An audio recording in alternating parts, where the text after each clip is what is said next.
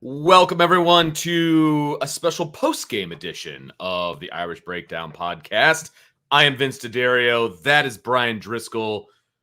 The OGs are back. I'm excited about this one. We don't get to do enough shows together. That's right. I'm fired up to talk about Whose this fault one. is that? I get it. I'm just saying. You didn't have to bring that part up, okay? And you brought it up when we're going to do a lot of shows together. I'm kidding. I'm a special post-game version in April. You can't beat that. Yeah, man. We got a chance to go to the Blue Gold game, obviously. Saw some – the difference between last year's Blue Gold game and this year's Blue Gold game, not much of a comparison from a coaching standpoint, from a playing standpoint. We're gonna break it all down. We're going to talk a lot about kind of our overall impressions more than anything else, I think, today. Blue Gold game, again, it's practice. And Marcus Freeman said it in his post-game presser. It was, last Saturday, he called it the Jersey scrimmage. And it was like, that's one thing. This is another. But it was still great to see these guys out there playing. Yes.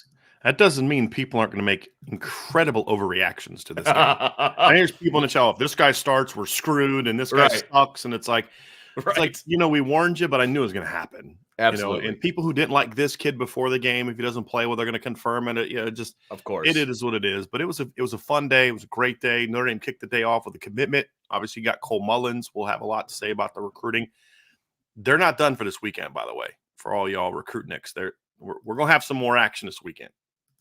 So you never know. Some of it might even be during the show. We'll have to see. Yeah, I know, right? But just like overall, Vince, it's like how you watch this game. If you come out of this game bitching about something, that's on you, right? Like that's on you. Yeah. This was a fun day. We saw a lot of really good stuff out there today. And you and I are talking during the game, and it's just like this team looks so much different than it did a year ago. Just faster, more athletic. And you're just watching the young kids, and you're like, there's so much talent in this young group.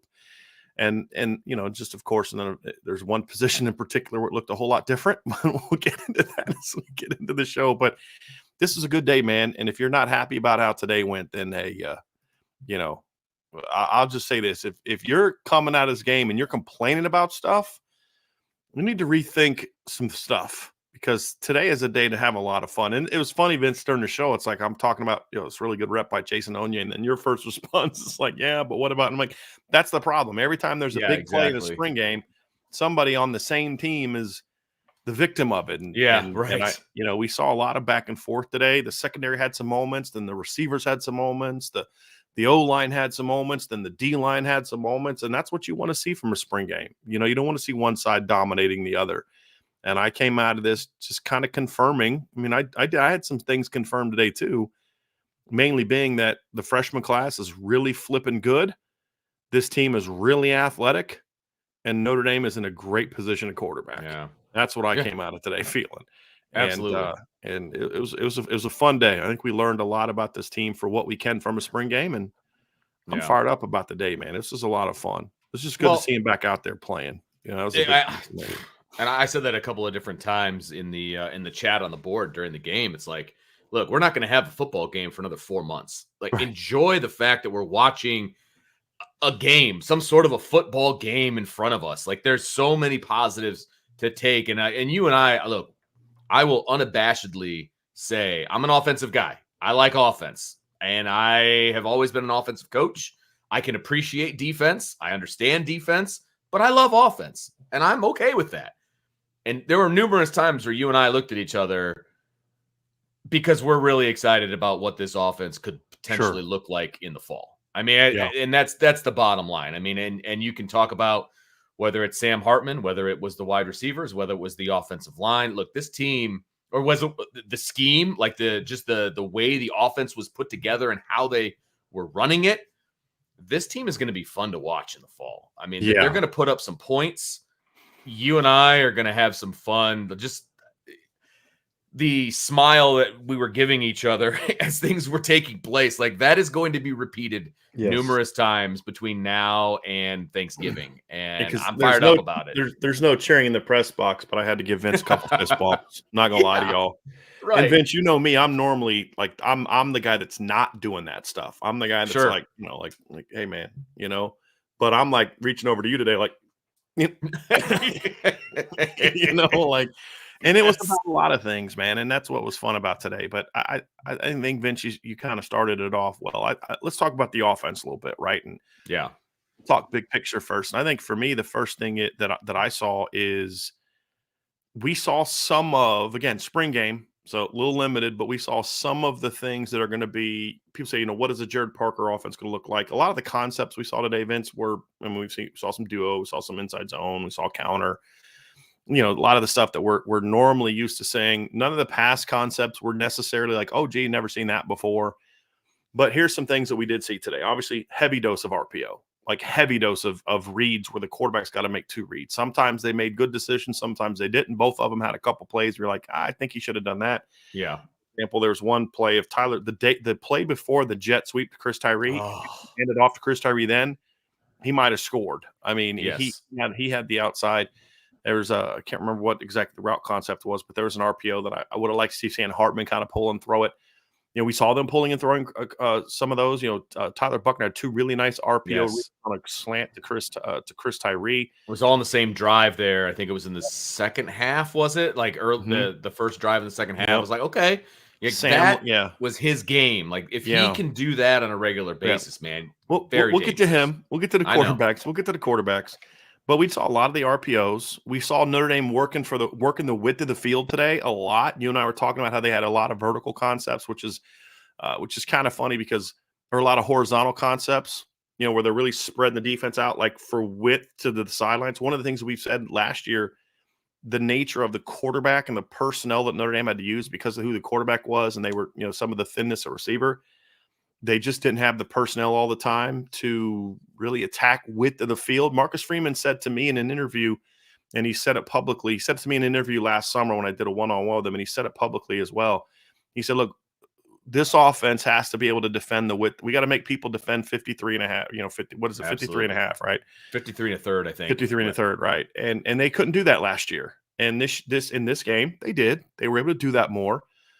We saw them obviously taking some shots down the field. We didn't see a ton of shots down the field, but there's a lot of routes to take some more shots. Yes. I mean, y'all, listen, it was windy and wet the entire game. So it was that. Like if you're going to complain about something, it was the weather. Yeah. Like the weather was crap. It was. But, we saw some shots and some missed, some hit. But and the other thing too is basically it's like it seems like to me when there's an incomplete pass or a negative play, they're going to huddle and like kind of, okay, let's refocus and get on track. But when they complete a pass and they get moving, they're going to go. And they play with a nice sort of a brisk tempo today. Is that a good way of saying their tempo? Because they weren't running up tempo, but there was some pace to it, right? I think I liked what I saw from that as well. Getting the ball outside in the run game, running the ball.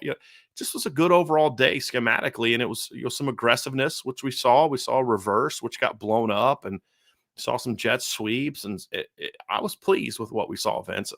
Structurally, from the offense, in sort of the first action that we're going to see from Jared Parker in a real game situation, as opposed to the practices where, okay, this is a third down day, this is a whatever day.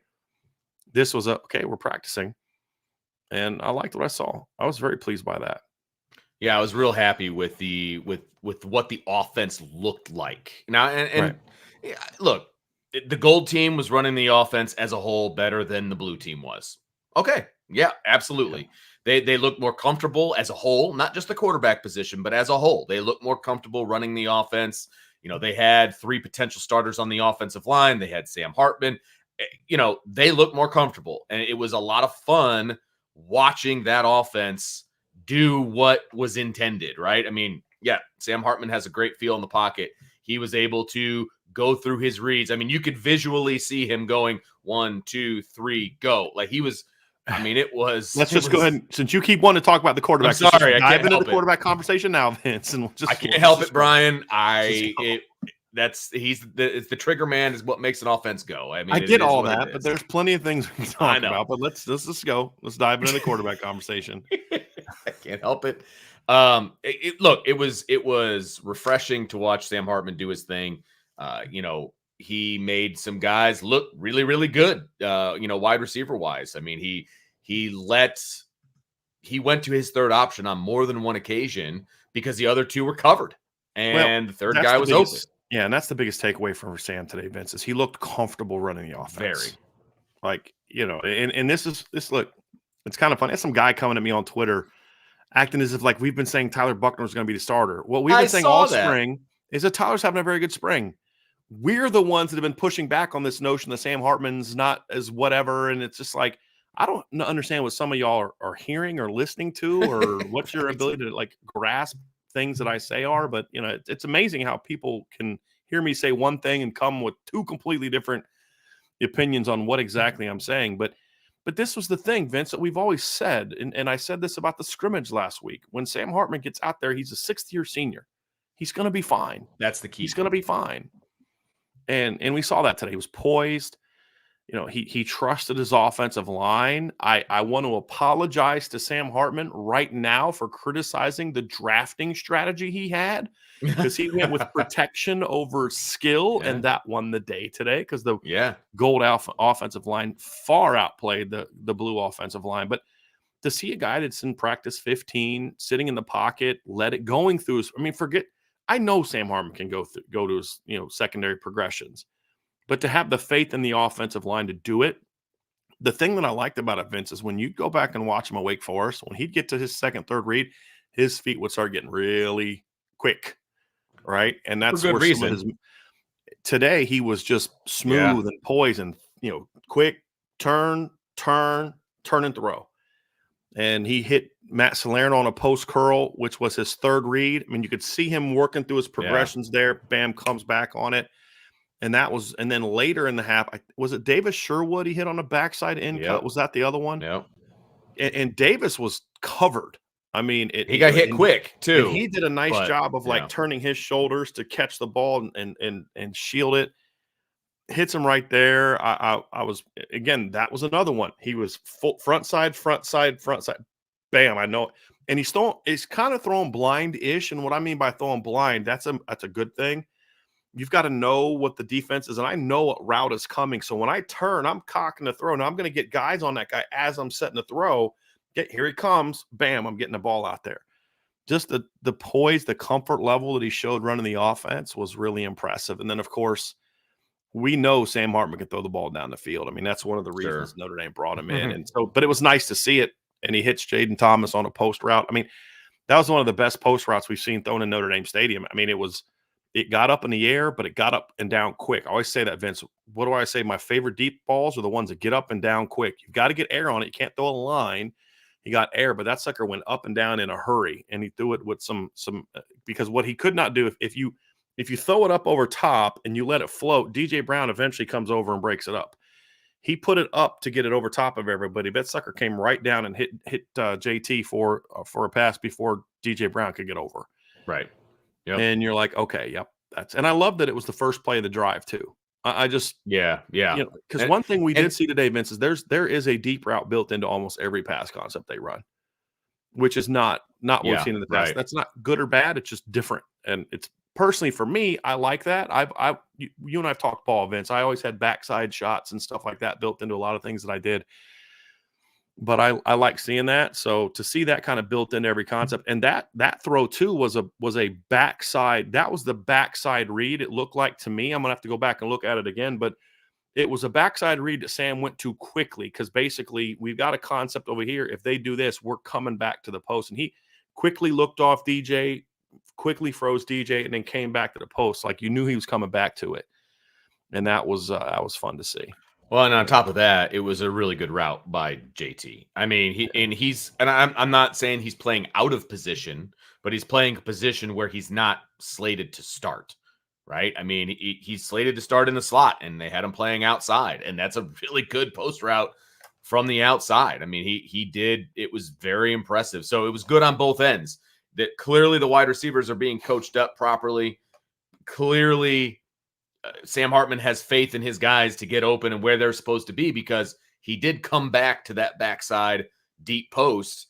And you're right. It's many times when there was a check down or there was a third route or whatever, there was always something deep, man. There was always something to stretch the field. And I like that. I like that a lot because now the safeties have to respect that. They can't just have their nose in the box, right? And be all over what we all know Notre Dame's run game is going to be good. And when Notre Dame's run game can somewhat be neutralized, it's when the safeties, they're getting more hats in the box and they've got their eyes in the backfield. And in the past, Notre Dame couldn't take advantage of that. Well, now on film, teams are going to see, oh, crap, we're going to have to not allow the ball to get thrown over our head, or at least that's going to be an option all the time. And so safeties have to have their head on a swivel, which means even if they're a split second slower getting down into the box to come down and make a play, get in the alley, like Marty Auer, by the way, was doing all game. My personal MVP of the game. We're going to have some fun talking about that kid. I know. I didn't throw that in. But I like the idea of what they're doing with the offense in that regard. Can I say something about Sam Hartman, too, that I was thinking about on the drive home? One of the concerns, questions, because something's a question until you know you have an answer, and I don't know that I have an answer. Sure. One of the questions I had about Sam Hartman was, would he be able to play in Notre Dame Stadium in late October, November? Because what do we always say? Hey, get these Southern teams up here late in the season and see how they perform. Sure. Well, this is a kid that played high school ball in North Carolina, has played in the ACC all his career. Do you think he's played in northern snow and sleet like he had to today? The fact that he came out today and it was pretty much raining and snowing from the jump. Yeah.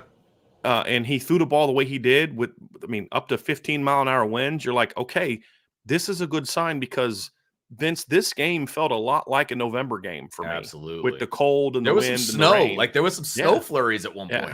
My wife said to me, because my poor wife, she was shooting the game. So she was out in the elements all the time. She goes, I don't know that I've ever been outside and I've had to deal with wind, rain, snow, hail, and sleet all in the same day. Because that all happened at some point in time during the game.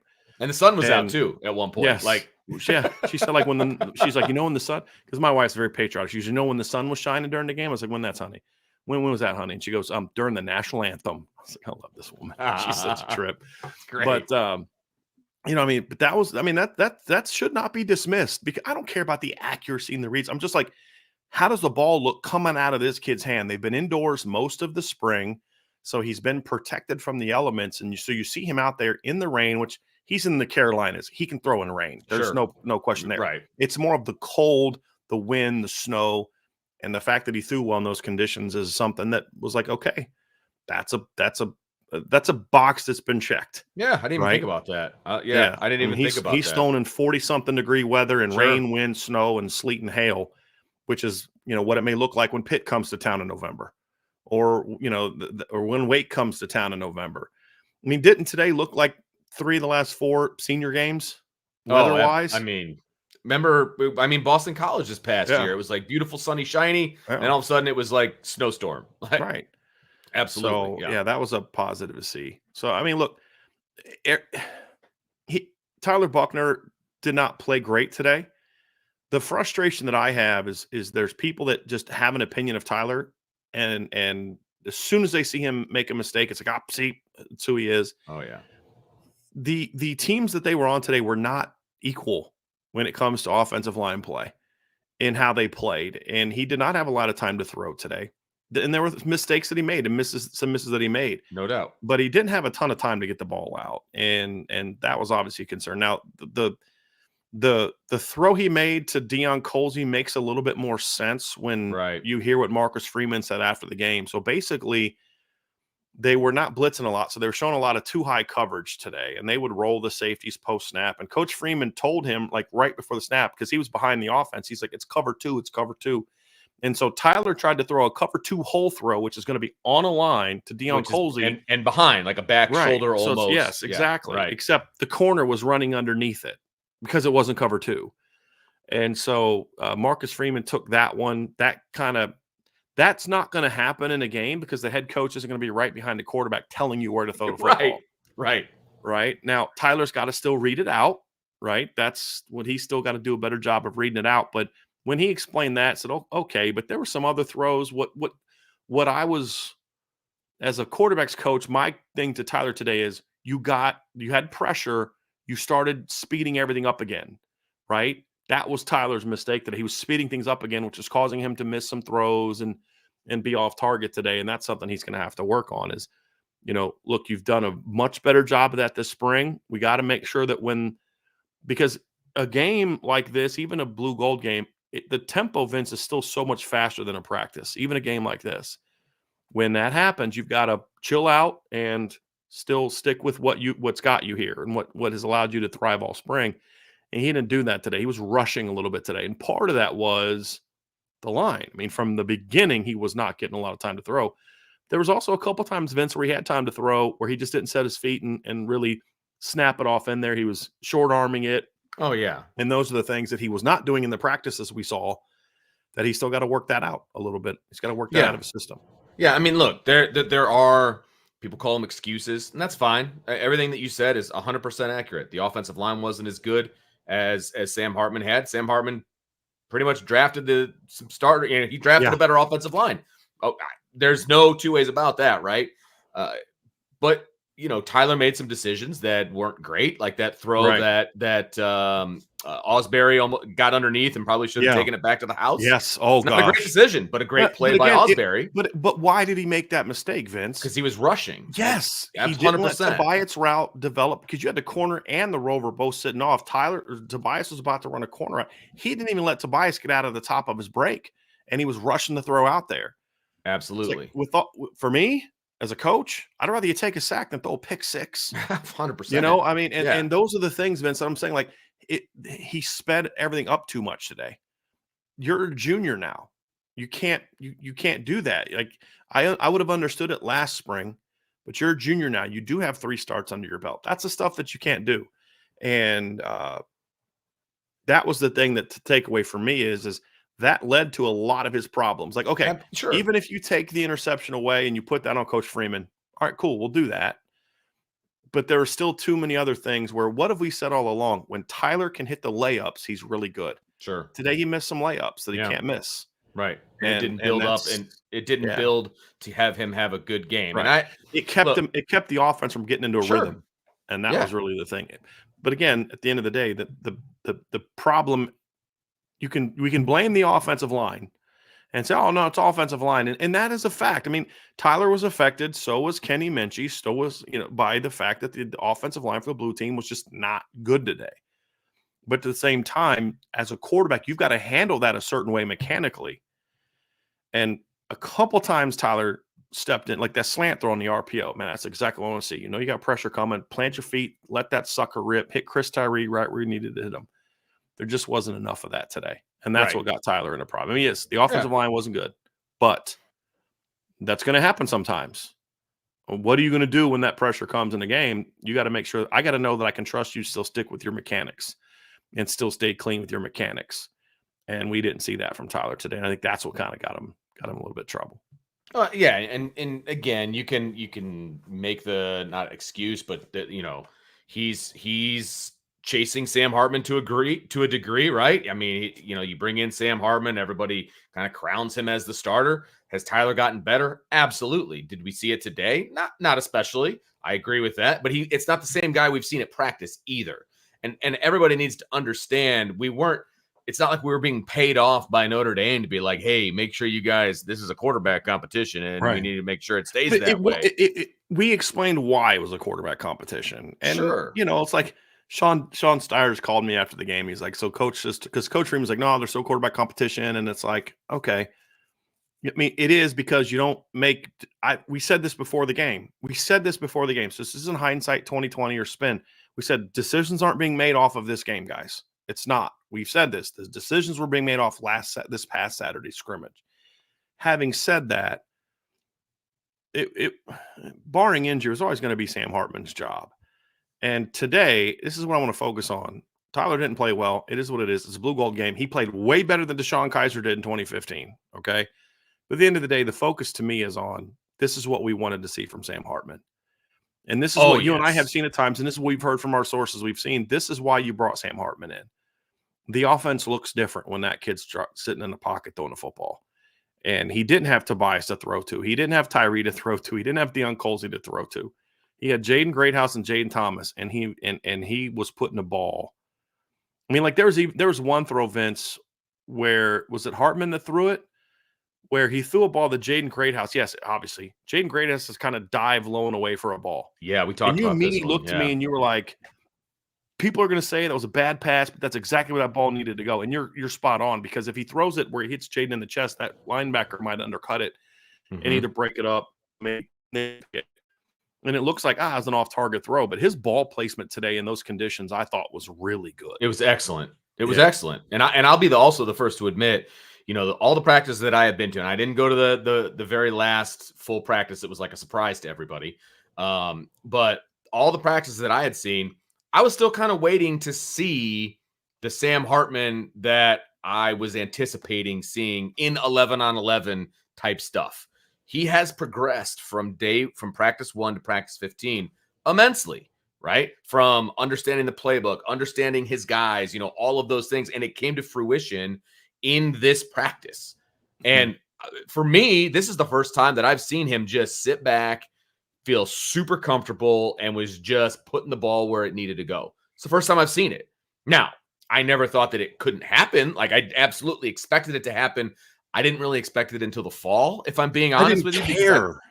I mean, this is the thing. Not you, Vince. It's not you. It's just it's a reaction to this narrative that Sam Hartman was this or that this spring. That just drove me nuts. It's like, I don't care what Sam Hartman does in practice in March or April. Sure. What's he going to do in the games? And today was a game. Today was a game environment. And what did we report last week after last week's scrimmage? From what everybody I talked to, Sam was dealing in last week's scrimmage. Right. Why? Because it was a game setting. He's a gamer. And that's what this kid is going to be. He's a gamer. He's a sixth-year senior who knows how to practice. He knows what he needs to work on. He knows what he needs to get better at. I actually expected that to take a little bit longer for being on a new team and all of the new stuff. I expected it to take a little bit longer. In my eyes, he's ahead of the game. Like, the way he was dealing. And yeah, we heard everything from last Saturday, and it's great, and I was excited. But to see it with my own eyes, like, okay.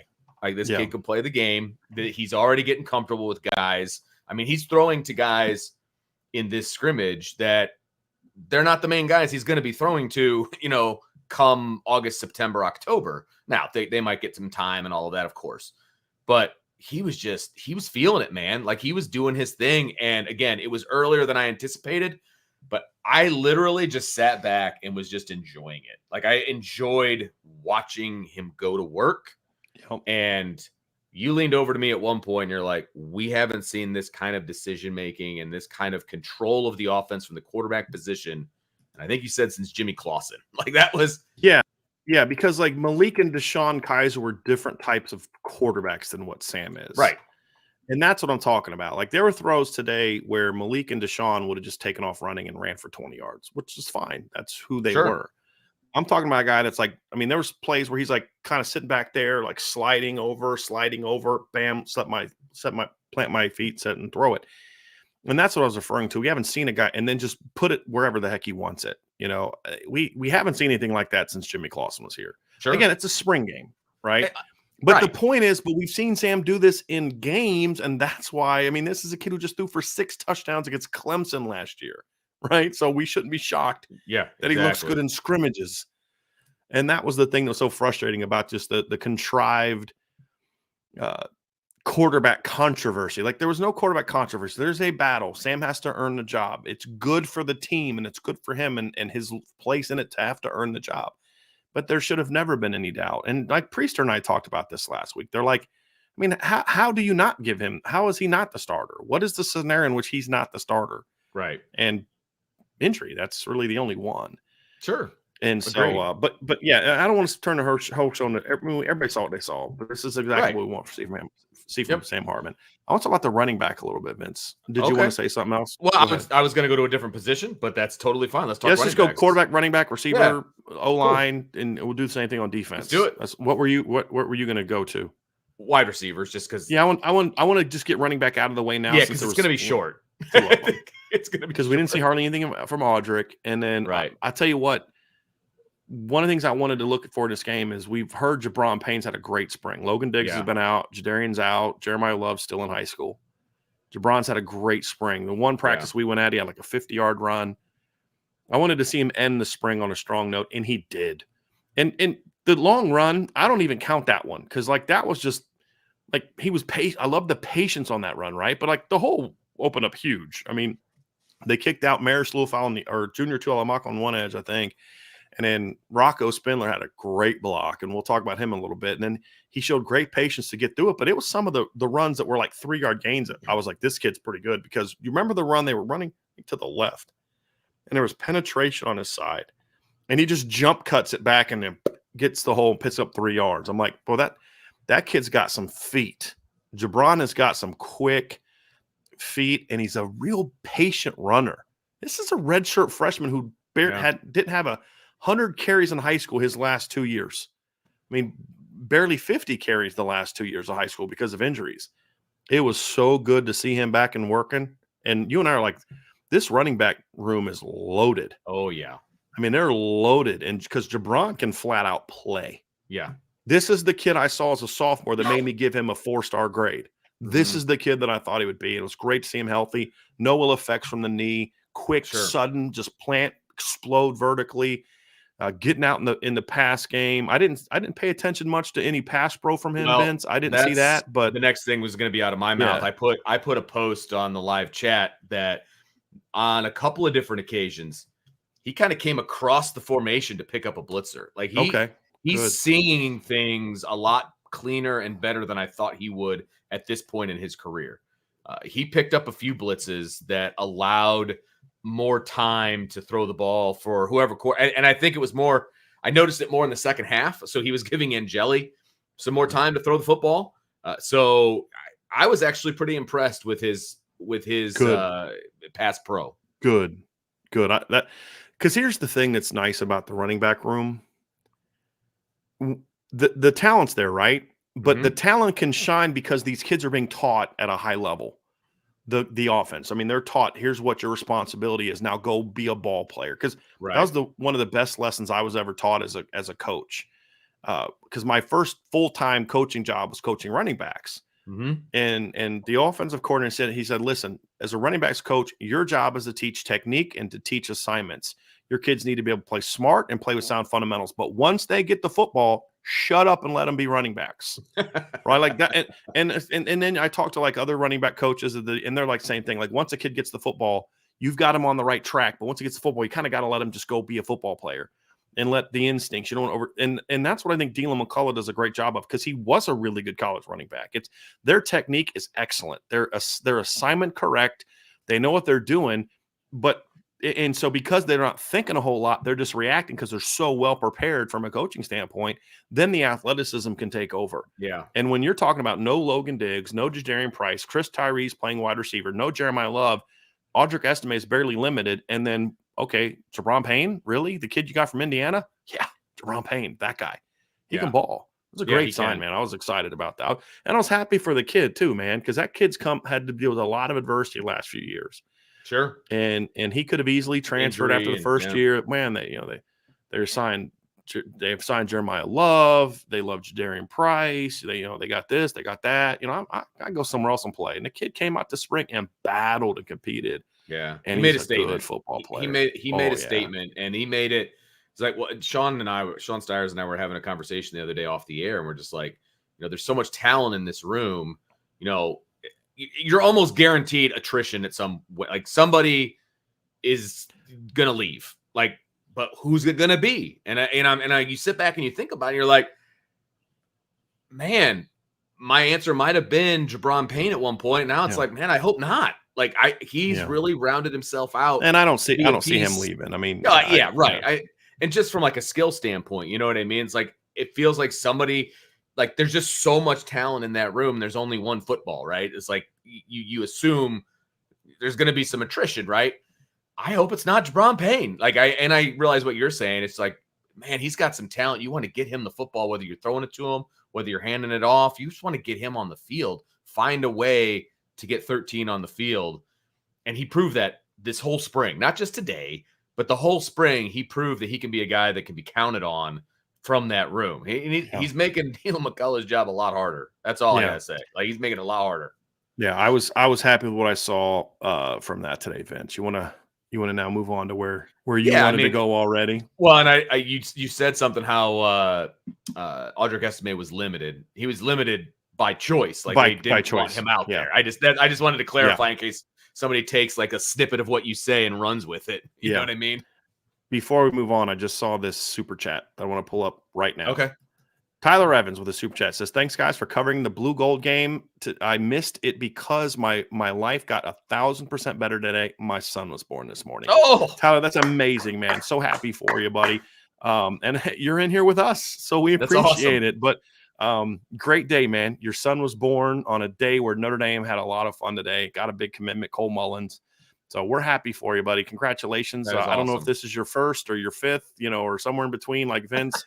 But either way, man, it's amazing, and we're happy for you. Great, man. Very, very happy for you. I just wanted to get that out, Vince, before we move on, because I just now, as I'm kind of working through the chat, getting caught up. Yeah. And I saw that. That's amazing. Amazing. And one of the first things this young man is hearing as he comes out of the womb is our voices. I don't know how I feel about that, poor child. but I think it's great. That poor kid. I think it's great. That poor kid. At least you were guaranteed a Notre Dame victory on the day that your son was born. That is awesome. The day my son was born, Notre Dame lost the first round of the NCAA tournament. So that was awesome, too. Which one, Liam or Dylan?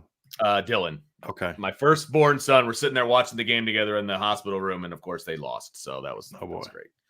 But anyway, let's talk some wide receivers, because the depth of the wide receiver room was on display today. Can we just say this? Our guy, Salty Virginia Peanuts, was just flat out fired up today. Because he's the Jaden Greathouse guy. They didn't call him Jaden Greathouse. It's the great one, right? Yeah, that's right. Time for the great one segment. It's funny. He moves pretty well for a tight end. You know what I mean? Which is what ESPN ranked him as, which is absurd. Ridiculous. But I do want to start off with the veteran first. I want to give Jaden Thomas, because I think this is a takeaway that you can carry into the offseason, which is, I've said in the past, like, one of the reasons I didn't want Jaden to start last year is because I wanted him to be able to move around, because he can do some different things. And he just never looked comfortable outside last year. He never looked sure of himself. He didn't get any separation. We've heard that he's been playing outside more as they look to kind of mix it up, because they want to be able to get him and Chris Tyree on the field at the same time sometimes. And if they're both playing a slot, you can't really do that. He played outside today because of the makeup of the team, and looked good, Vince. Mm-hmm. I mean, he was getting open on some of the stuff we expect. I mean, like, he got open on that snag route. I think the touchdown was a snag, or wasn't an option. I think it looked like a snag route to me. Yeah, I think it was a snag. But he works himself open, and then he makes Clarence Lewis miss, and then he had a couple other routes like that, and that was all great. But to see him get open on the deep route, on the post route, like, he stuck that top end. I didn't see it live, but I went back and watched it later. Mm-hmm. He stuck that top end and got some separation on Clarence Lewis, and he hauls the ball in. Having him able to play inside and outside is going to be really good for Notre Dame. Good for Notre Dame, in my opinion. And it was good to see him. Got a chance to meet both of his parents before the game, which was awesome. I was kind of joking with his mom. I was like, it's like, I don't think his mom likes me because I said Jaden stinks. And she's like, you better not have said that. And I was joking. And all of a sudden, JT's dad comes up behind me, puts his arm on my shoulder, and I look up. You didn't tell me how big JT's dad was. If I'd have known that, I wouldn't have said he stinks. But great family. Happy for the kid to see him come out and play. Yeah. And what I've said all spring is, I don't care to talk about Jaden Thomas, because he's at the point now where I'm just like, I know what he's going to do when we get to the fall. He's going to be fine. I want to watch other dudes, but it was good to see him out there today and look good and make some plays on the perimeter. That was good to see. He's going to be a big piece of what they're going to do offensively. And obviously he has a relationship with Sam Hartman. I mean, they look pretty darn comfortable together today. And I only seen that get better as they move forward into the fall. I mean, that was fun to watch. Yeah. Frankly. Do you know who else Sam Hartman looked really comfortable with today? Yeah, I do, because he had over 10 catches. He had like 11 catches for 119 yards. Yeah, Jaden Greathouse, true freshman, should be preparing for the prom right now. Yeah, and he was cooking some D1 defenders today. The thing I loved about it, Vince, is we know that Jaden's got really good downfield ball skills and all that stuff, but everything he did today was stuff that requires some maturity. Yeah, and it wasn't just, hey, I'm really fast or I'm really good and I just outplayed you for a ball or outran you. The stuff he had today, it was all like, you got to have some football IQ. You got to have some feel. I mean, he was getting open on option routes, having the right cuts. It's like the ball you talked about to Sam, if the receiver doesn't know this ball's got to go outside, then he's not ready. He's squared up to the quarterback, and then all of a sudden the ball's out here, and he's not going to get to it. Right. he knew this is where the ball needs to go. You could already see him opening his Made hips a to great that side, adjustment to that ball. goes down and makes the catch. He was Yeah. working open against his zone. He's running option routes. Well, option route requires some thinking because Yeah. there's an option. Where's it at? And for his ability to kind of find those soft spots, like his first catch, he sits down, Nolan Ziegler's coming over, and he just sits right in that hole between Nolan Ziegler and the quarterback and catches the ball and immediately gets upfield. Right. That's the stuff that impressed me, Vince, because he played mature today. I mean, yeah. Okay, spring game numbers. I don't really care about spring game numbers. I mean, they're all fun. Junior Jabby had a bunch of yards in the spring game one time. Like that it's not that. I mean, it's all cool and stuff, but it's how did the numbers come about? Mm-hmm. To watch Greathouse play sort of the mature game that we saw today was really good to see. And the other cool thing is Braylon James and Rico Flores were the guys we heard most about this spring. But in the blue gold game, it was Jaden Greathouse that was the guy. Sure. So at different times this spring, each of the incoming freshmen, the early enrollee freshmen, were the guy that everybody's talking about. And so there's just no way these kids aren't going to play in the fall. Right. Just no way. My favorite, because I had the iPad up and I was watching the Peacock broadcast, right? And I want to go back and watch it as much as I can, et cetera. My favorite graphic that they threw up at one point was the 3 freshman wide receivers, right? And the title of the graphic was Notable Freshman Wide Receivers. They're the only freshman wide receivers, so I guess that makes them notable. You name all 3 of them? Yes, it was all 3. Good. It had their pictures, and it just said Notable Freshman Wide Receivers. Well, they're all notable. They're all notable. I mean, it was just funny to me, but they're right. I think all 3 of those guys at some point or another can contribute to what Notre Dame is going to do in the fall. Yeah. And I realize this is going to sound sarcastic, but it's amazing to me that Jaden Greathouse, he must be the smartest true freshman wide receiver on the planet, that he can actually get on the field and make decisions. Imagine that. Get open. Imagine that. I didn't think that was possible. Yeah. I was always told that wasn't possible. So it's just too complicated. But in fairness, it's a nice little dig, and I appreciate that at the former HC. But we did say, like with Rico and Jaden, these are very advanced kids. Yeah. I mean, they are, but still advanced, and then being ready to play at Notre Dame is one thing. But sure, he's just a really confident kid. Ryan Roberts has talked about how don't be shocked if Jaden Greathouse is the punt returner this year. And after today, you're like, yep, I could see that. Yeah. Just the way he catches the ball, his athleticism. He impressed. He impressed. And Matt Salerno had a good day today as well, Vince. Speaking of some other receivers, I thought Rico would have had more production if the quarterbacks had more time and made better throws there. I had saw a couple nice releases from Braylon James. Speaking of the other freshmen, Tobias the ball had to come out so quick. We didn't see much from him or Dion. The interception, there was no chance for Dion Colsey to make. Oh my gosh, he tried to high point the ball and he tried to disrupt it. But there was just nothing he could do. No, there was nothing. The way the ball was thrown and the positioning that it was Jaden Mickey, wasn't it? The positioning that he had on that ball, he boxed him out. There's just nothing else. Because the ball was thrown like a cover 2 hole throw where you're not going to have a corner there. Which is what Tyler thought he was throwing into. Right, because the head coach told him that was happening. Right. So, I don't put that on Tyler or Dion. I put that on Coach Freeman, and Coach Freeman puts that on Coach Freeman, right? And it's not one of those things that happens in the middle of a game, because in the middle of a game, you don't have a head coach back there trying to tell people what to do. Right. But, but again, Dion's thing is that, on some reps, I thought he looked really good. On other reps, it's like, I need you to turn the burners on a little bit more. That's going to continue to be the thing from Dion, is just that consistency. And if he can get that consistency down, then he's going to be fine. And but there are some good looking reps from him where you're like, man, I wish the quarterback would have had more time, because he was about to cook that guy on the edge. And then, then the whistle's blown and, and he doesn't have a chance to get it out. But and Chris Tyree, I thought looked really comfortable today. I thought that slant catch was really good, being able to go down with a guy on him and get that slant catch. You could tell they were trying to get him the ball. They, hit him a couple jet sweeps, hit him in a now screen. And, they're forcing the issue with Chris Tyree. There's no doubt. And they need to. Just get him as much work as he can and get him comfortable as quickly as possible. So I thought I thought that was good to see. Yeah, I agree. And I from a wide receiver standpoint, I was happy to see the guys that were productive today be productive, because some of the guys that weren't productive, Tobias Merriweather, for example, I know what he's going to bring to the table. Like I have a very good, I feel like I know where he's going to be, right?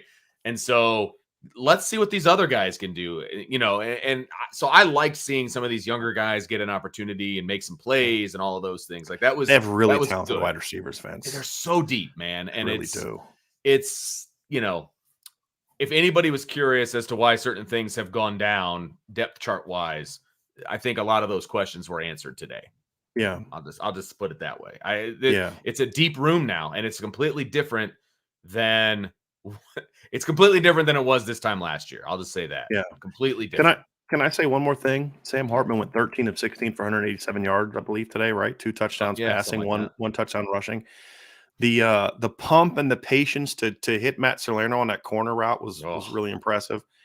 But he wasn't thrown to 3 of the top 4 receivers that we expect to see in the fall either. That's the other thing that kind of adds a little bit to the excitement of that whole deal as well. That was 189 yards is what it was. But yeah, he was it was fun to see. But they have so much talent. And I thought Holden Stace looked good. I mean, again, he on the blue team, he didn't have a chance to really get down. He had that really nice play on the RPO where he snapped off a really quick outcut. Tyler read it on the RPO, got it out so quick. I mean, Tyler got that sucker out quick.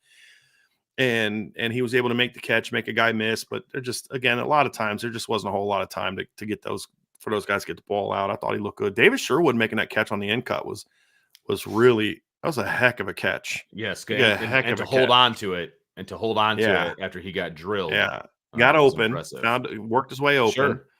And made a tough catch. That was a really nice play. And look, the top end of Matt Salerno's touchdown route. I mean, he was open by a good amount. Not great touch, great throw. Did he all get of those pushed things off the line because it looked like it took him a minute. Like I saw, I wasn't watching him off the catch. Line, so I want to watch the top that. End. Vince. Yeah, I saw the top end and the catch. The top end snapped it off and then got open. Right. But I'm like, it took him a while to get there. I didn't know if he got rerouted or something like that. Sure. I have to go back and watch it. But but the top end was great. Like it was a good snap off. It was a great throw. Don't get me wrong, but he had space to make that catch. Yeah. So, it was good. Yeah, it was good. The wide, like I said, the wide receiver room is deep. You're gonna get a lot of production out of that room. Let's talk a little offensive line, Vince, because we mentioned Holden Stace and the rest of it's just going to be,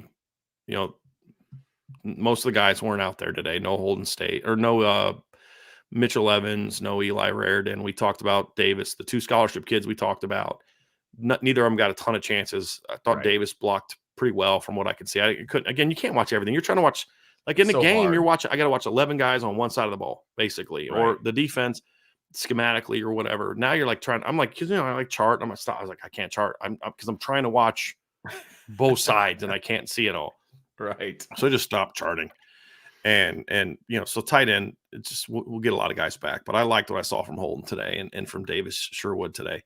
Let's dive into a little bit the offensive line, Vince. The gold offensive line was really good. I thought Joe Alt was Joe Alt. Zeke Correll was good. Billy Strouth had 2 plays where he got rocked back by Jason Onye. But other than that, I thought he was solid. Okay. The reason the gold line played so well is the right side played really well. Like it wasn't, I mean, the left side did what we expected to, but the right side of Rocco Spindler and Emil Wagner was really good today. In pass pro, they were really good. And Rocco's block on the long run, it was great because what's the big knock I've had on Rocco? He doesn't move well. Right. Like his feet. So on that play, Vince, if you go back and watch it, he blocks down with Zeke Correll. He steps a gap. And then the backer flashes, and he then steps out to the backer, takes the backer, seals the backer inside, and then turns him inside, knowing the back's got to come off of his backside butt. And you go watch, you're like, okay, that's the guy that we saw coming out of high school that we thought could be a really good football player. And just overall, I thought Rocco really played with a lot of toughness, which we expected. But I thought his feet looked better today than we saw last year. That's been the knock, in the past. That's always been the knock. Yeah. And I had heard, I think we reported last week. I know we put it on I think we put it on the board. I don't know if we talked about it in the show yet, but we had heard that he was kind of coming along as you get towards the end of the spring. He was coming along. He was starting to make some noise. I thought it was huge for Rocco to finish the spring off on a good note because now you're like, okay, you're going to go into fall and say this kid's got a shot to play. As long as he stays, like he's going to have a shot to play. because I thought he looked really good today. And I thought Emil held up really well on the edge, really well. I mean, you can still see he's a little light, and he get knocked back a couple times, but he's so athletic. He's got such heavy hands and pass pro. I mean, because if Joe Walton, Zeke Correll, and Billy Schrouth are doing their thing, but the right side's not, then Sam's not going to have time to throw. Sure. But man, he just Rocco was good. They tried to bull rush him a couple times. Note to teams: don't bull rush Rocco Spindler. Like that's the last thing you want to do to him. Right.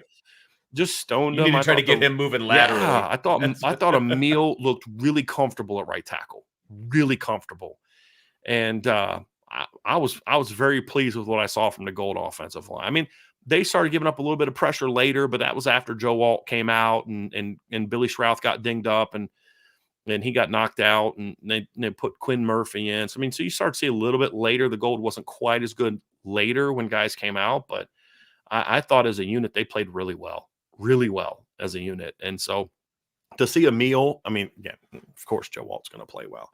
Right. We know what to expect from Zeke Correll. Zeke's a good football player. Right. To see Rocco and Emil play that well was really what I like to see. I was very happy to see that.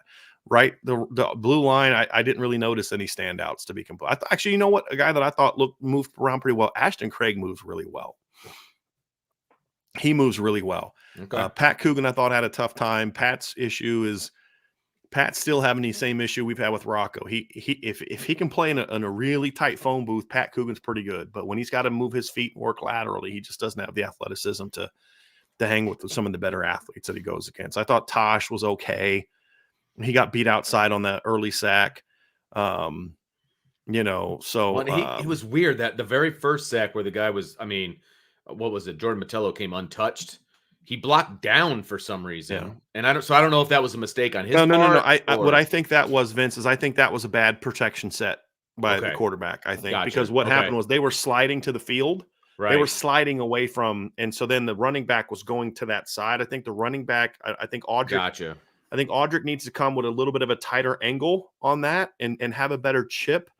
But that looked like a slide. So a slide it looked like a full slide. So I think that's why I felt Audric needed to come a little bit more downhill. It looked like a full slide protection, and then Tosh was working out to try to pick up. So I think that was a protection because like that's how, I mean, when you're running a slide protection, the quarterback's got to tell you which direction you're setting the slide, and that's what I thought happened there. At least that's what it looked like. That makes sense. I mean, so you don't just give up a free rusher like that. Yeah, no, that was I think that was a protection deal, and that happens more on a slide than it does on and it was a good call by the defense. I mean, the defense slid, like they slanted in a way, like where they kind of slanted into the slide and then brought Jordan in kind of off of the edge, and he got the set. But there's a couple other times he gets a little too high and he lets those little rushers just kind of get up underneath him, and he's got to do a better job with that. Gotcha. In my opinion. But that's kind of my takeaways. My takeaways from the offensive line is, Joe looked good. And, I didn't pay a lot of attention to Blake, to be honest with you, just because I know what Blake can do. I didn't pay a ton of attention to Joe and Zeke. Tried to watch some of the younger guys. Billy was a little inconsistent, but had some really nice movement blocks. But, man, I kept – and then, of course, when I saw Rocco make a couple blocks, I started watching him a little bit more. And I'm like, boy, he looked confident. He was playing with a lot of confidence, a lot of physicality, and I was very pleased. Very pleased. I hope he pushes for a starting spot. I really do. Not only for him and his, mental makeup for where he's at on this team, but for the team itself. Like I don't want it to be like, okay, well, we got our 5 because this is our 5. You know what I mean? Like I want there to be competition at the guard spot. I mean, that's going to make this offensive line really, really good if the guards can match the play of the 2 tackles and the center and what we think that they're going to do. Yeah. And I don't want it to just be, well, these are the guys that I guess have been the best, so we're gonna plug them in and they'll be fine, they'll be serviceable. I want competition so that the winner gets that spot. And I want it to go into camp. I want it to be a competition. Yeah. So line-wise, Vince, that's what I saw. So I think that kind of covers the offense, right? You feel anything else you want to mention on the offense? Good about, look, overall, right? I think we all felt really good about where the offense is at. I think the future of the offense in the fall and moving forward, I think I like the way the offense is put together from a schematic standpoint. This is really the first opportunity that we've kind of been able to see what a Jared Parker offense kind of could potentially look like, right? And I like it. I like it fits the personnel that Notre Dame has, and it can potentially be very explosive. I'm excited about where this offense can go overall. I'm going to say this. Let's have some fun and make our spring overreactions. Okay? Spring game overreactions. Yeah. So I'm going to say this. This is the if the spring game is what the future holds, here's what it is. If Sam Hartman, Rocco Spindler, Jaden Thomas, and Jaden Greathouse are all what they showed in the spring game, this offense is going to be stupid good in the fall. Oh my gosh! Because to your point, if this is who Rocco can be every game, he's going to play. Yeah. Right. And he needs to play. He's your biggest interior offensive lineman, and he's physical, and he's always had some ability. Sam Hartman was dealing. Vince, he had 189 yards. He didn't even play an entire half. Right. He came out with I think he had 2 series that he took out. Like he went out. Didn't even. I don't know if he went out. Half. I don't know if he went out to Freeman or Freeman called him out. I think Freeman called him out. Did he? Okay. Is what it looked like to me. Yeah. It was like, yeah, we're good. You're done. Yeah, done. So we're talking offense here. If those 4 guys, if this is who they are, this team is going to be stupid good in the fall because we know who Joe Walt is. But if Rocco can be this guy, you almost get to the point where you're like, hey, you got to play them all. Because if Kristofic is good enough to start, and Billy Strouth is good enough to start, and Rocco's good enough to start, then play them all. Absolutely. Right? Rotate those guys in. Rotate one of those guys in. Yeah, and probably should throw Jabron Payne in there too, because I mean he looked really good today. Yeah. He looked really good today. I just have a feeling that Jabron Payne, from what he's done through the through the 15 practices, right? The 15 practices in the spring, he has cemented himself somewhere on the field. Like he's going to get some time in the fall. They're going to find an opportunity to get him on the field. I don't know what it's going to look like, but you can't just have him on the sideline. Like you've got to find an opportunity to get him on the field. And I think my overreactions, none of them are insane. I mean, I think they're all doable. So either. They're all doable. It's just kind of having fun, like we saw it in the spring game. So let's it's not like anybody showed like, wow, that guy's not normally capable of doing that. Well, like the overreaction would be that Jaden Greathouse is going to average 10 catches a game, like that. 11. Like, I mean, I know he had 11, but like he's going to average double digits. Yeah, I mean, I think 120 catches as a true freshman is totally reasonable. Yeah, it's a lot easier to put up numbers for your receivers when you can have all 9 of them play because you're able to play on offense no matter what's happening. Your offense is on the field, but no doubt. It's so I think Vince, you want to talk a little defense, man? Yeah, man. Because I'll tell you what. Here's what I hate about a spring game. I'm at the top of the show. I said I love offense. I like watching offense. The problem with loving and watching offense is I miss what happens on the defense. I like it when they're playing another team, and so then I can focus on Notre Dame's defense and what they're doing and all of that. But even with that said, there was a lot of things to get excited about on the defensive side of the ball. And from an overall standpoint, the speed and athleticism on the defense is about as good as it's been in a long time. I mean, hats to the football, hats flying to the football was really, really good today. I thought that,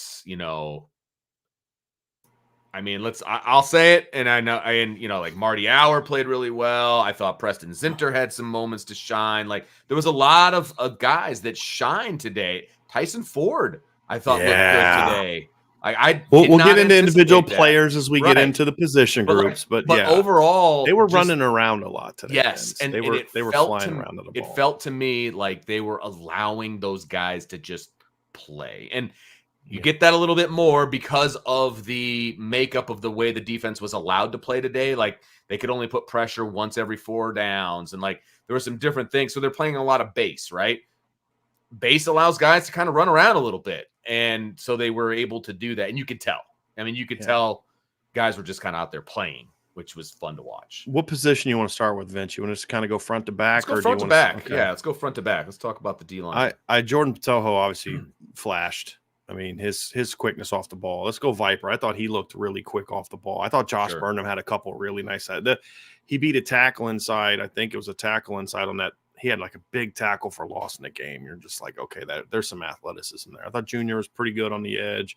Yeah, made a play. You know, I didn't pay a ton of attention to the ends, to be honest with you. I was mostly watching the interior guys, but Nana had Vipers a good play at the beginning. I mean, it ended up being a horse collar. Nana, yeah. It ended up being a horse collar, but he got in the backfield quick, and he got to that. They didn't block him. A swing pass. They didn't. No, they were running a jet sweep. It was a jet, like a shovel. Right, so they were letting him through, thinking he's going to come in. We jet sweep and run around him, but he read it really well and worked out.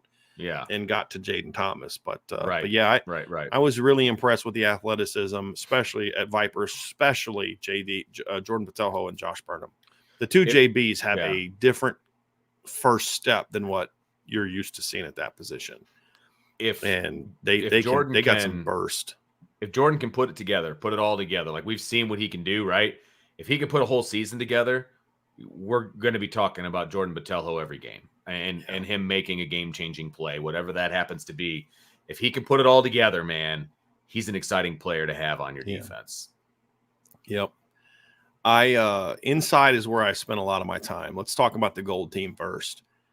The blue offensive line, I kind of felt bad for him because they had Howard Cross at nose and Donovan Heinisch at 3 technique, and that's probably your 2 most athletic interior guys. They're not really big, but they were really athletic today. Howard was really disruptive, which you expect. I thought Donovan looked really good. A couple snaps where he got knocked off the ball. It's going to happen. He's a first semester guy. Sure. I thought he looked good. Jason Onye, he's got to just be a little bit more consistent at the point of attack. There's a couple plays. He got double teamed and got driven off the line. But, man, when he comes off, he is quick. There was a play where he got up underneath Billy Strauss' pads and just put him on skates and drove him into the quarterback. You're like, okay, that's leverage. The leverage was really impressive play. There is some athleticism on the inside, but the thing that really impressed me too, Vince, was just they're so much bigger up the middle than they were. Like not just 1 or 2 guys, but like Tyson Ford is a guy that's kind of struggled during the spring and just inconsistency. But then he gets out there today, and you're like, oh, that's that top 100 recruit that we were waiting to see. You know, is this the moment where the light goes on for Tyson? Sure. Aiden Goldbyra had a couple really nice edge pressure. So, like, what I liked about the game today, Vince, is we got a chance to see a lot of these off defensive linemen that we just didn't get to see much in practice. Right.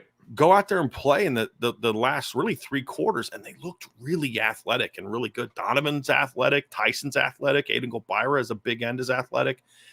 You know, I was like, boy, and that's the thing. The gold team they had some dudes. They were undersized. I mean, your nose guard, if you look at the starting defense, your nose guard's 270, maybe. Your 3 techniques, like 280. You had Jalen Sneed at will, Jaden Osbury at rover. You have 2 starting linebackers that don't get to 220 pounds. And your big linebacker is J.D. Bertrand. Yeah. Like, they were small. And then you're like, okay, is the blue team going to run on them? Because you got, like, Blake Fisher. And they just couldn't get to them because they were so fast. Yeah. They were so quick. Speed kills, man. Howard and Donovan were quick inside. Jordan was explosive off the edge. Burnham was explosive off the edge when he came in. And the linebackers just flew to the ball on both teams. That was probably the position, Vince. I'll say it.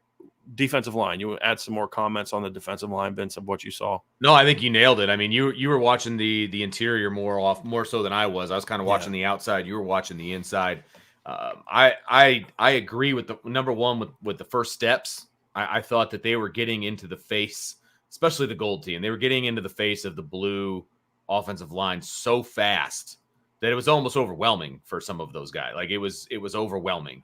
And that's kind of what my takeaway was. And the size of the middle was very noticeable. And I'll tell you what, I kind of like number 9 on Tyson Ford. Like, that's a good look. Tyson Ford tweeted that out after the game. He was like, I like number 9. Yeah. And he tagged Justin Adamiola in it, which was really funny. I mean, there's no defensive number 9 right now. So it's up for grabs. I think so.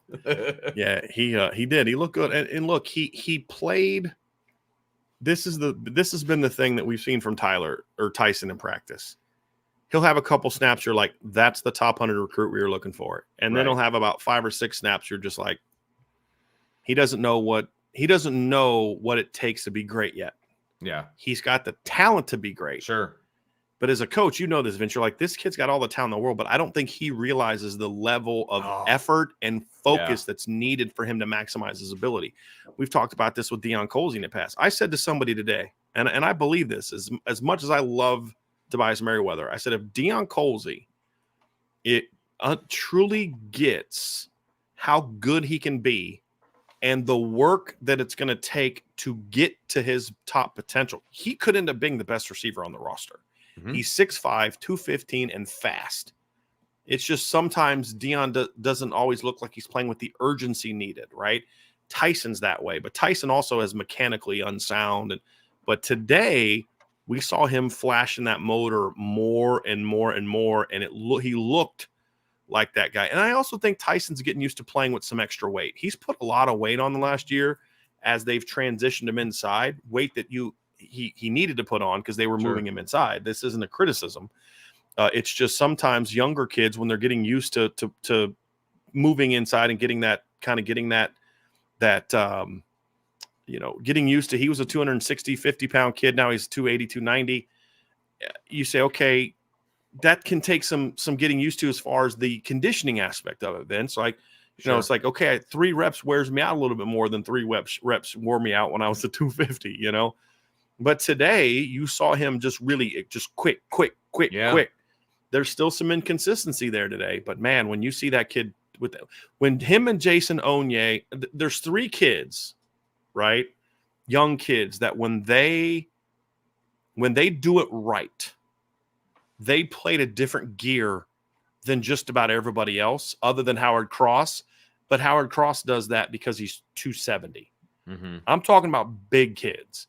When Donovan Heinisch, Jason Onye, and Tyson Ford do it right, they just look different. Mm-hmm. They have a level of twitchiness that is just different. And so if they can get some consistency in that trio and you throw them in with the Howard Cross and a Riley Mills, who I thought did well today, and a Gabriel Rubio, you're all of a sudden saying, boy, you've got a deep, talented interior. And so, Tyson will be one of my spring overreaction predictions at the end. I'm just going to be honest with you. Yeah, sure. But here's the thing that was good, though, especially for the Gold team. They were so disruptive that they just let the linebackers fly the ball.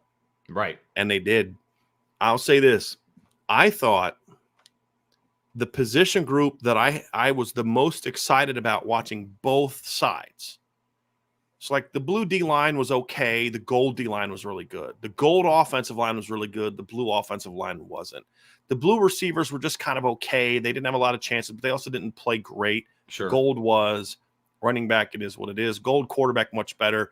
Secondary, I thought the blue secondary had some issues with a couple guys didn't play well. A couple guys did. The position where I really felt, this is one of the things that excites me. The position that I felt both sides looked really good was linebacker. I thought the gold and blue linebackers both played really well. JD played well. The veterans, I thought, Marist still just has some bad, gap fits. Nolan Ziegler was all over the place. Kid had 10 tackles in the game. I think it was like 7 solos. Unbelievable. Like he missed a tackle early too. He missed a tackle on Jaden Greathouse on the first drive of the game.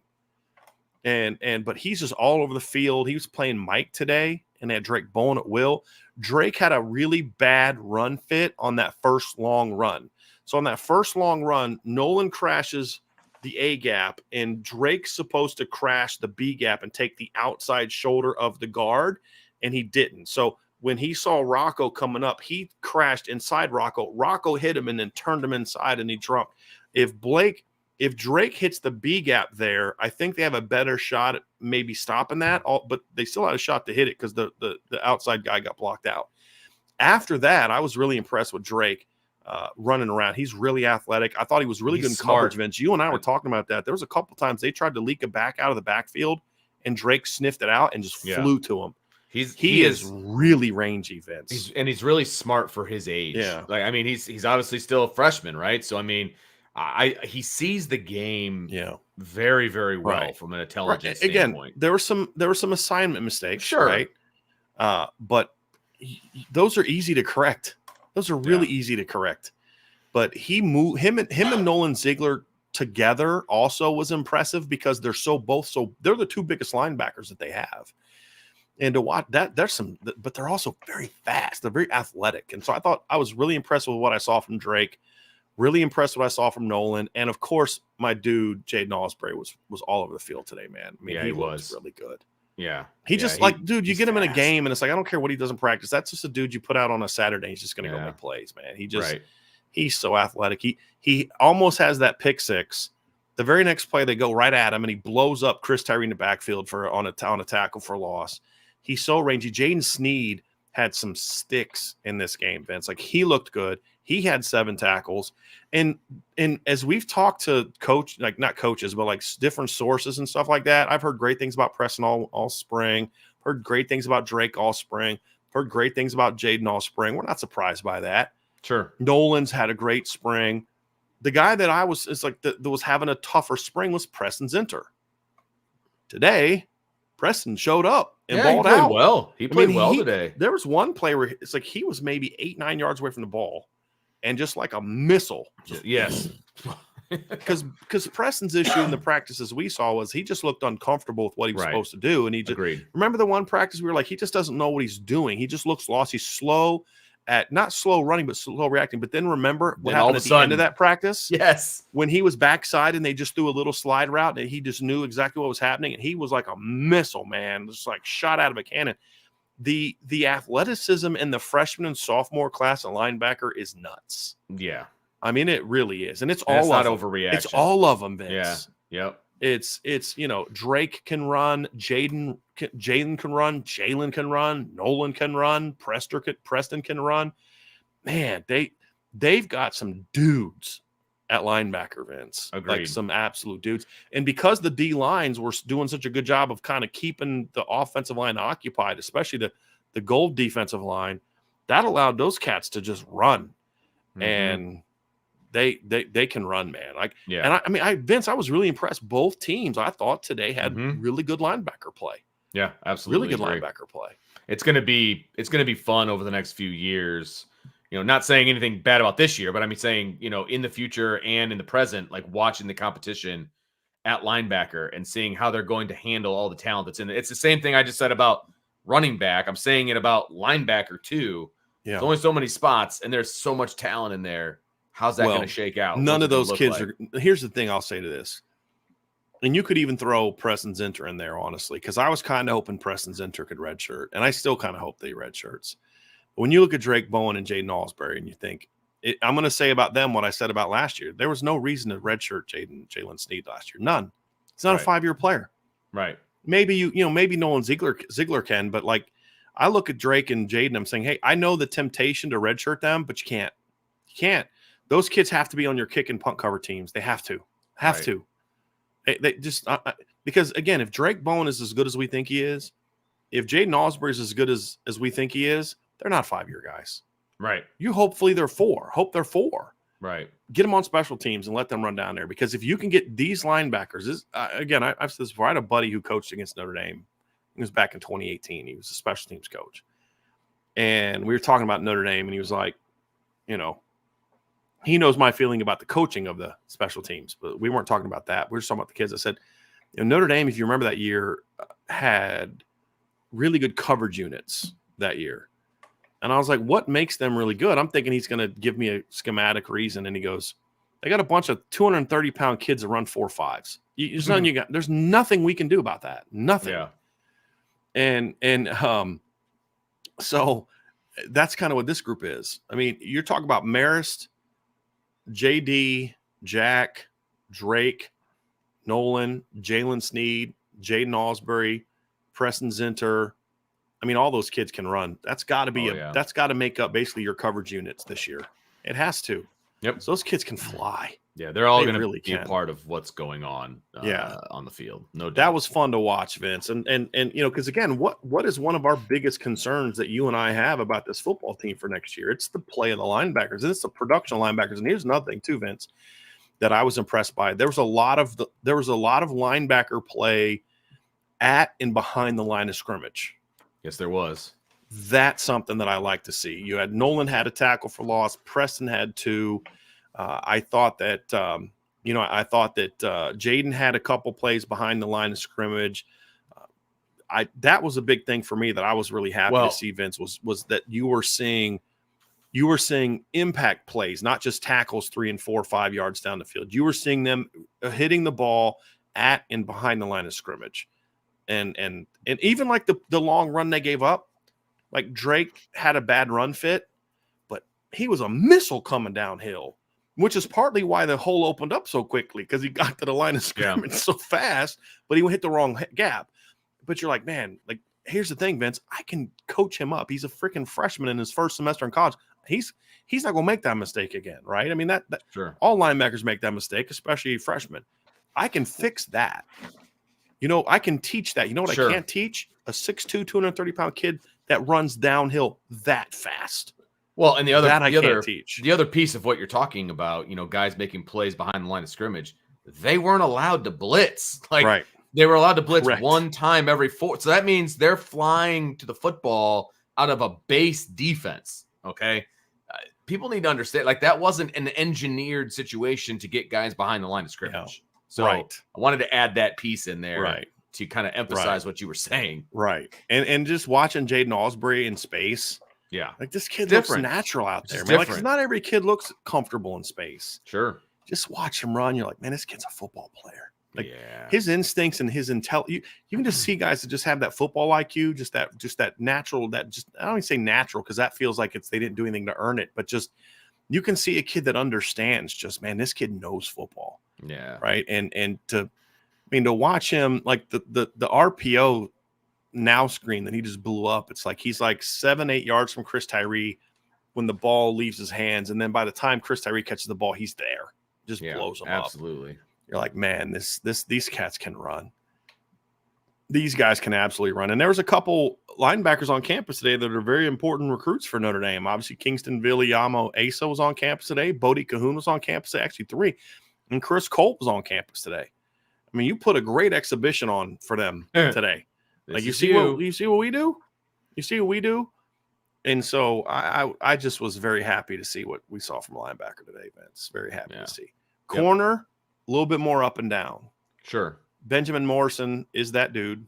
We knew that. No, I thought Jaden Mickey, look, Jaden had a pick, right? Okay, great play. But even if you take the pick away, I thought Jaden had a great day today. I thought Jaden was, from what I saw, had a really good day today. Mm-hmm. Really good. He was in good position a lot. He was in good position a lot. He was patient. He was very patient. I thought he had a really good day today. I thought Chance Tucker played really well today for the gold team. Like, he was really confident today. Clarence Lewis, not so much. Clarence had a rough day today. And it wasn't just on that deep ball. He had missed tackles. He was out of position. He had a pretty rough day today. He had a very rough day. Yeah. And it's, I don't want to beat a dead horse. He had a rough day. He'll probably be the first one to admit it. But somebody in the chat very, very early on, in our show was like, how do they keep running him out there? It's the blue gold game. You needed a lot of corners. That is what this wasn't a regular game. And you and I were kind of talking about it in the press box. He's probably the 4th corner right now. He's not going to keep getting run out there. He'll play, but he had a rough game. There's no way to sugarcoat it. He didn't play well today. Well, and we've seen him play better than this, so I don't want to overreact to that regard either. Absolutely. But today he had a rough game. He did not play well. And part of it was he was trying to cover some dudes that are pretty good. But he's got to be better than that. You don't expect a veteran to be out of position missing tackles like that. I think that was probably more disappointing for me than getting beat on the post route, because I feel like with where they are at corner right now with Benjamin Morrison and Chance Tucker, Jaden Mickey, they're going to get Cam Hart back. Cam Hart. You don't need to put him on an island to cover the post a whole lot. Right? Because we know he can't do that. We saw that in 2021. That's not who he is. Sure. But what they did a nice job of mostly last year was they were able to keep him from being in those situations. When a situation in a game like today, you can't protect him that way. Right. To your point, Vince. And it's not enough depth. There's not enough. Right. But from the tackling standpoint, that's where, like I'm sitting here trying to convince people to move you to safety. Right. And you're not tackling in space, right? What you need to do as a safety. That's not going to work. Yeah. So, Yeah, it was a rough day from Clarence. And we've seen Clarence have better days. That's the thing is I don't overreact to spring games from a guy that we've seen play on Saturdays. You know what I mean? Like, I don't overreact to this game because I had somebody on Twitter say, well, Tyler just doesn't play well when the lights are on. And I'm like, well, the last time he played in the game, he played pretty flipping good when the lights were on, against South Carolina. Right. He was the MVP of the game. Right. But no, I mean, but look, but it's so I don't overreact too much to Clarence, but he's got to do better, man. This is an opportunity for him with Cam out and some other guys. He had a chance to really help himself today, and I don't think that he did. Right. And with the depth that they have at corner, you've got obviously Thomas Harper is going to be cleared in the fall for the nickel spot. Like, you're in a situation where you were a starter for a playoff team a couple years ago, and now you're going to be competing just to get on the field if you don't up your fourth play. Or fifth potentially. Yeah, if you don't up your play, that's absolutely. Yeah. Well, let's talk safety because thought Xavier Watts played well. He had a pick at the end and the untimed down, whatever they were doing there at the end. Time had expired, but they ran a play anyway. He got a pick, so he got me some points for my fantasy team, so that was good. I thought, who played the best safety today? And I said at the beginning of the show, and I'll say it again. Marty Auer. Dude. And he did that in both of the practices we saw, Vince. Yes. He did. Yes. He is a downhill guy. That's all he is. Absolutely. But he covers a lot of ground. Right. Like that jet sweep. Wasn't he the guy that made the jet sweep on Chris Tyree? Mm-hmm. It's like that dude is just flying downhill. Right down the alley, avoided a block, and just made the play. Well, what I loved about that play too, Vince, is they did not see the jet on the previous play. And if they handed off to Chris Tyree, he's ghosted. Gone. But the very next play, they came right back to it, and Marty read it this time, and he was downhill. Yeah. He's not afraid to hit you. Yeah. He is not afraid to hit you, and he can move, man. So that's number 19 for the blue team. He's for those that are wondering. He's a walk-on. But again, he's one of those walk-ons, Vince, that I've said in the past. If I'm at Duquesne, I'm recruiting that kid to come be an All-American for me and a star for me, right? Like that's what people have to understand about like the Matt Salernos, the Marty Auers, some of those other walk-ons that we've talked about, like Isaiah Dunn. Is it Isaiah Dunn? Like if I'm at a 1AA school, I'm recruiting that kid to come be a stud for me. Sure. Right. These are good football players. They just may be a second slow or not big enough or whatever. Like a Chase Ketterer, the Fisher kid from Michigan. Right. If I'm a Valpo, man, Justin Fisher's like the top 5 recruit for me. Yeah. Right. And he didn't play today, but that's what Marty Auer is. I see him play. He's a good football player, man. But what I was surprised by this spring, Vince, is he can run. Yeah. I mean, he can run. Well, remember, he popped at one of the practices we were at, and I was like, man, that was a great play by that kid. He's like, yeah, it's Marty Auer. Yeah, he can play. I was like, okay. So, I mean, that's when he jumped onto my radar, and he followed it up, man. Like, he followed it up today in the game, and, he started at safety, obviously, because of the numbers and it being a blue gold game and all of that. Played well. I mean, he is the safety that stood out to me for the whole game. DJ Brown was hitting some kids pretty hard for a blue gold game, but hey, he's playing the game. That's fine. I honestly, without going back and watching, I don't remember seeing Ramon Henderson. Sometimes that's good. Sometimes that's bad. I watched, Xavier Watts. I thought he had a good game today, but yeah, Marty Auer is the one that stuck out to me at the safety position. So take that for what it's worth. And Xavier, I was glad to see Xavier get that pick at the end. Did Ramon Henderson play today? He was supposed to. Like I said, I don't remember seeing him. I don't remember seeing him on the field. Okay. But you were watching more of the secondary than I was. He was on the gold team. He was supposed to be, but I didn't see him play. Yeah. I'm not saying he didn't. I'm just saying I didn't. And that's, maybe he did play and I just didn't notice him. Yeah. That kind of a thing. So I'm, when I go back and watch, it's something I'll look for. But that's definitely a position where they've got to look at the portal, man. Agreed. They've got to go to the portal. And they can't move Thomas Harper back there. They got to let him play nickel. Yeah, that's what he was brought in for. You know who I thought played really well today at corner that we didn't talk about was Ryan Barnes. Okay. I thought Ryan had a really nice day. He had a couple real nice sticks. He's number 15 in blue. He had a couple really nice sticks. He was pretty good in coverage for the most part. The play. I mean, like I said, Clarence had some issues, but part of the reason they were able to make some of those throws, Vince, is a credit to Thomas and Greathouse of being able to find the soft spots in the zone and get open and find. And they ran those. a lot of zone today. Yeah, there was not a lot of man. It's a lot of zone, and they were Notre able Dame's to find a lot of Notre soft Dame is a spots. man team, Sure, right? I mean, so they weren't able to do a lot of the coverage that they like to do, right? But again, I'm not saying Ramon Henderson didn't play. I'm saying I didn't notice him. He didn't. I didn't see him in the game. He didn't pop to me in a negative or a positive way. That's Yeah. all. I just didn't see him. You know. Yeah. We can only watch so much. You know. I know. From the ninth floor. It's like 22 guys at once, and I'm like, okay, it's hard enough to see everything when you're just trying to watch one side of the ball. Seriously. Now I'm trying to watch both sides of the ball. Yeah. But overall, Vince, you know, defensively, I thought it was a good day. I thought it was a good day defensively. Obviously, there were some guys that got beat. There were some things we really saw.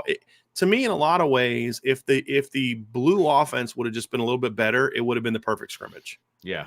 If it could have been just like 24-14, because I thought the gold defense played really well. That's partly why they didn't score. But I'm very happy with what we saw from Sam Hartman. There's a lot of things to see, but there was some stuff I really was happy with today on the defense. Yeah. And okay, Mao, you want my defensive spring game overreaction? Yeah, I do. Linebacker is going to be considered the strength of this team by the end of the year. Of this defense, excuse me, by the end of the year. That's an overreaction. It's going to be considered the strength based on what we saw today. Or a broad prediction. Yeah. You know, the two of the three biggest concerns we had for this team will be strengths in the fall. D tackle, linebacker, and safety are what we consider the three biggest question marks on defense, right? Agreed. The front two, D-line and linebackers. Again, this is the overreaction that we're all doing based on the spring game. That is mine. Safety, I'm still concerned about. Still concerned about. With good reason. Right? But from what we saw today, because here's the difference, Vince. It's not, they played great in the spring. Okay. It's the athletic talent that we saw today. And if you're going to watch this game and you're going to watch these kids run around and you're going to tell me that this team doesn't have SEC speed on the field, then I got to question what you're looking at. Yeah. At that point in time. These cats can run. This linebacking core, especially the freshmen, and we've been the ones beating the drum fans saying that JD and Maris and Jack are not athletic or missing the boat. That's not their problem. And they're the lowest athletes on the depth chart. I mean, that's saying something. These cats can run, and there's some quickness along that line. Now, can they play? I don't know, but that's my spring game overreaction. And again, we're having some fun with the spring game overreaction, right? We want to be part of the spring game overreaction too. And so that's my spring game overreaction is the linebackers are going to be considered the strength of the defense this year. And then my other spring game overreaction is Jordan Patelho is going to have 39 sacks this year. Because he would have had like 3 in this game if they were allowed to hit the quarterback. I'm kidding on that one, but no, I just again they're not going to be as big as they were last year at a couple spots, but they're just going to be a lot faster this year. And that's the thing that was my biggest takeaway from the defense is they can run. They've got some dudes that can run. And we didn't see Cam Hart in this game. Right. We didn't see Thomas Harper in this game. That's who I really want to see. 2 of your 5 starting linebackers, or 2 of your 5 starting guys in the secondary didn't play in this game. Yeah. Your nickel and your field corner didn't play in this game. Right. So because I want to see Thomas Harper because I haven't seen him do anything. He's been out all spring. And I want to see what he does within this defense and see him moving around, and is he the answer at nickel? I think he is, but I want to see it with my own eyes. Somebody just pointed out too, no Christian Gray today either. That's true. He's going to be a depth chart spot, no doubt about that. Christian's going to be a dude if he's healthy. There's no doubt he's going to be a dude. So yeah, good point, Matthew. We didn't see him either today. Yeah, and of course they didn't throw at Benjamin Morrison like at all. Just smart.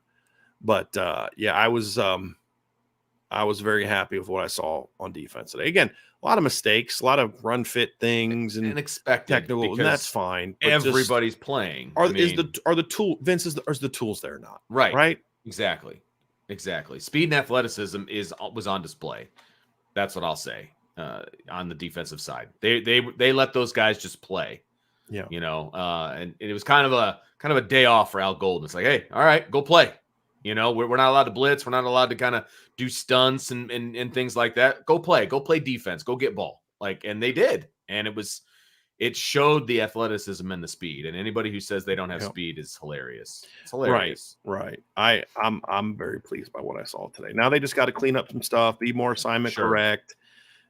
Still tackle better in space. That's still a concern of mine. I'm not gonna lie to you. I'm still a little bit concerned about the tackling. And you can say, well, it's just a spring game, but the stuff we saw today is exactly what we saw in the fall last year, just not tackling in space by certain guys. And that's going to have to get fixed, in my opinion. It's going to have to get fixed. But I just came out of this. I had a lot of fun today, Vince. I mean, it was fun. A lot of guys got a chance to do some things. It was a whole lot crisper, I thought, than last year's spring game. Yeah, absolutely. I wasn't in the press box for last year's spring game, but as you know, I was there. I was in some of the suites across the other side, and you could just see it and be like, there were some guys that flashed, but just overall, it was just this team has just got so. I mean, they were banged up a receiver. They didn't have Tyler Buckner. Right. It was just a different deal. Audric was battling, I think, like a hamstring all spring. Jadarian Price looked good, but we didn't have. There was no Benjamin Morrison last spring. There was no Tobias Merriweather last spring. Dion was injured until most of the spring. He ended up playing in the blue gold game. There's just a lot of guys out, and this team just looks like they can run, man. Now again, will they be good football players? That I don't know, but athletically they can move. Yeah, there's no doubt about that. So that was my excitement coming out of today, Vince's. And we're just sitting there talking about the entire game. We're just like, man, these guys can really run around. They can really run around. Yep. So that's my fun takeaways for today, Vince. You have any spring game overreactions that you want to share with the my overreaction would be anybody that says they have to go to the portal for safety is crazy. Marty Hours got it on lock.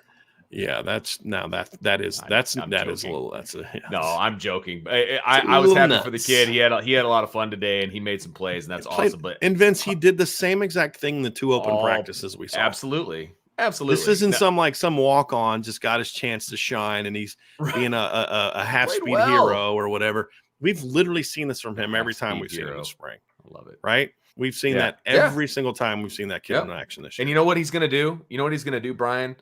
Is when the season starts, and he's doing scout team and all of that, he's going to make this team better. Like that, he's going to make this team better because he's a good player, right? He's not a Notre Dame player, but he's a really good player who will make this team better in practice. And he knows his role. And he's going to go out there and he's going to do it. And that's awesome. And he is – somebody asked if he's a freshman. I believe he's a junior.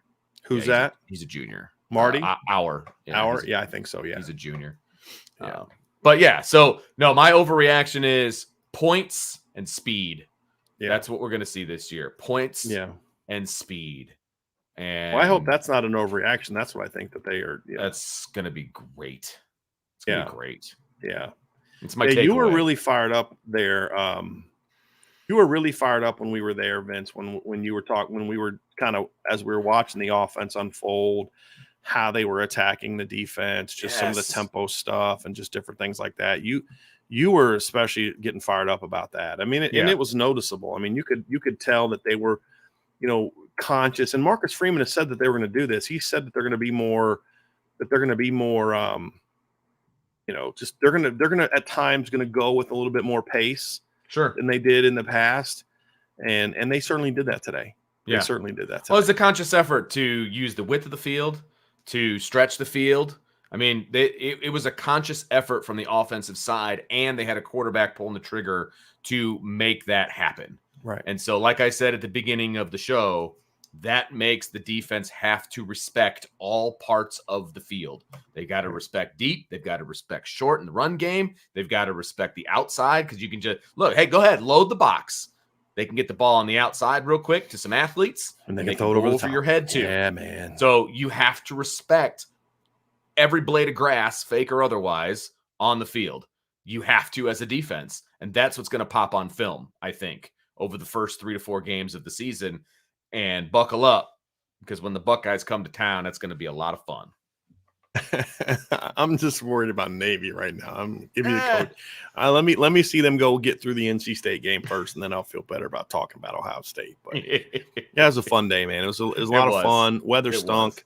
Got a chance to meet a lot of parents today, and that was just, it just amazes me. You wonder, we hear so many stories, and when we meet these young men and we hear the stories about their involvement and how they're community oriented and they're good students and they do this and they do that. And you're just like, where's this come from? And then a day like today, I get a chance to meet a lot of parents. You're like, oh, this is where it comes from.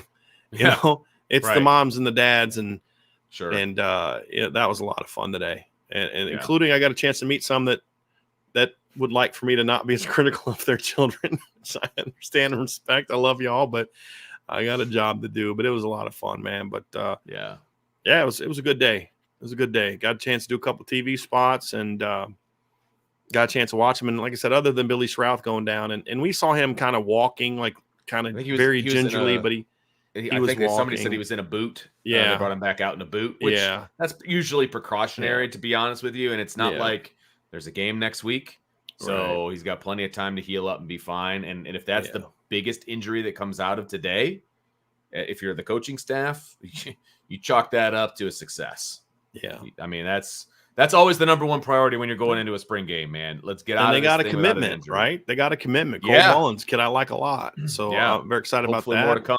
We expect more to come this weekend. We'll see. We'll see. But it was a good day, Vince. It was a fun day. I can't see Notre Dame play. Now we're going to be deprived for the next. I know. It's going to be 4 months, right? 4 months and 4 days, right? August 26th is the first game. So 4 months and 4 days of absolute deprivation. But here's what I can promise y'all.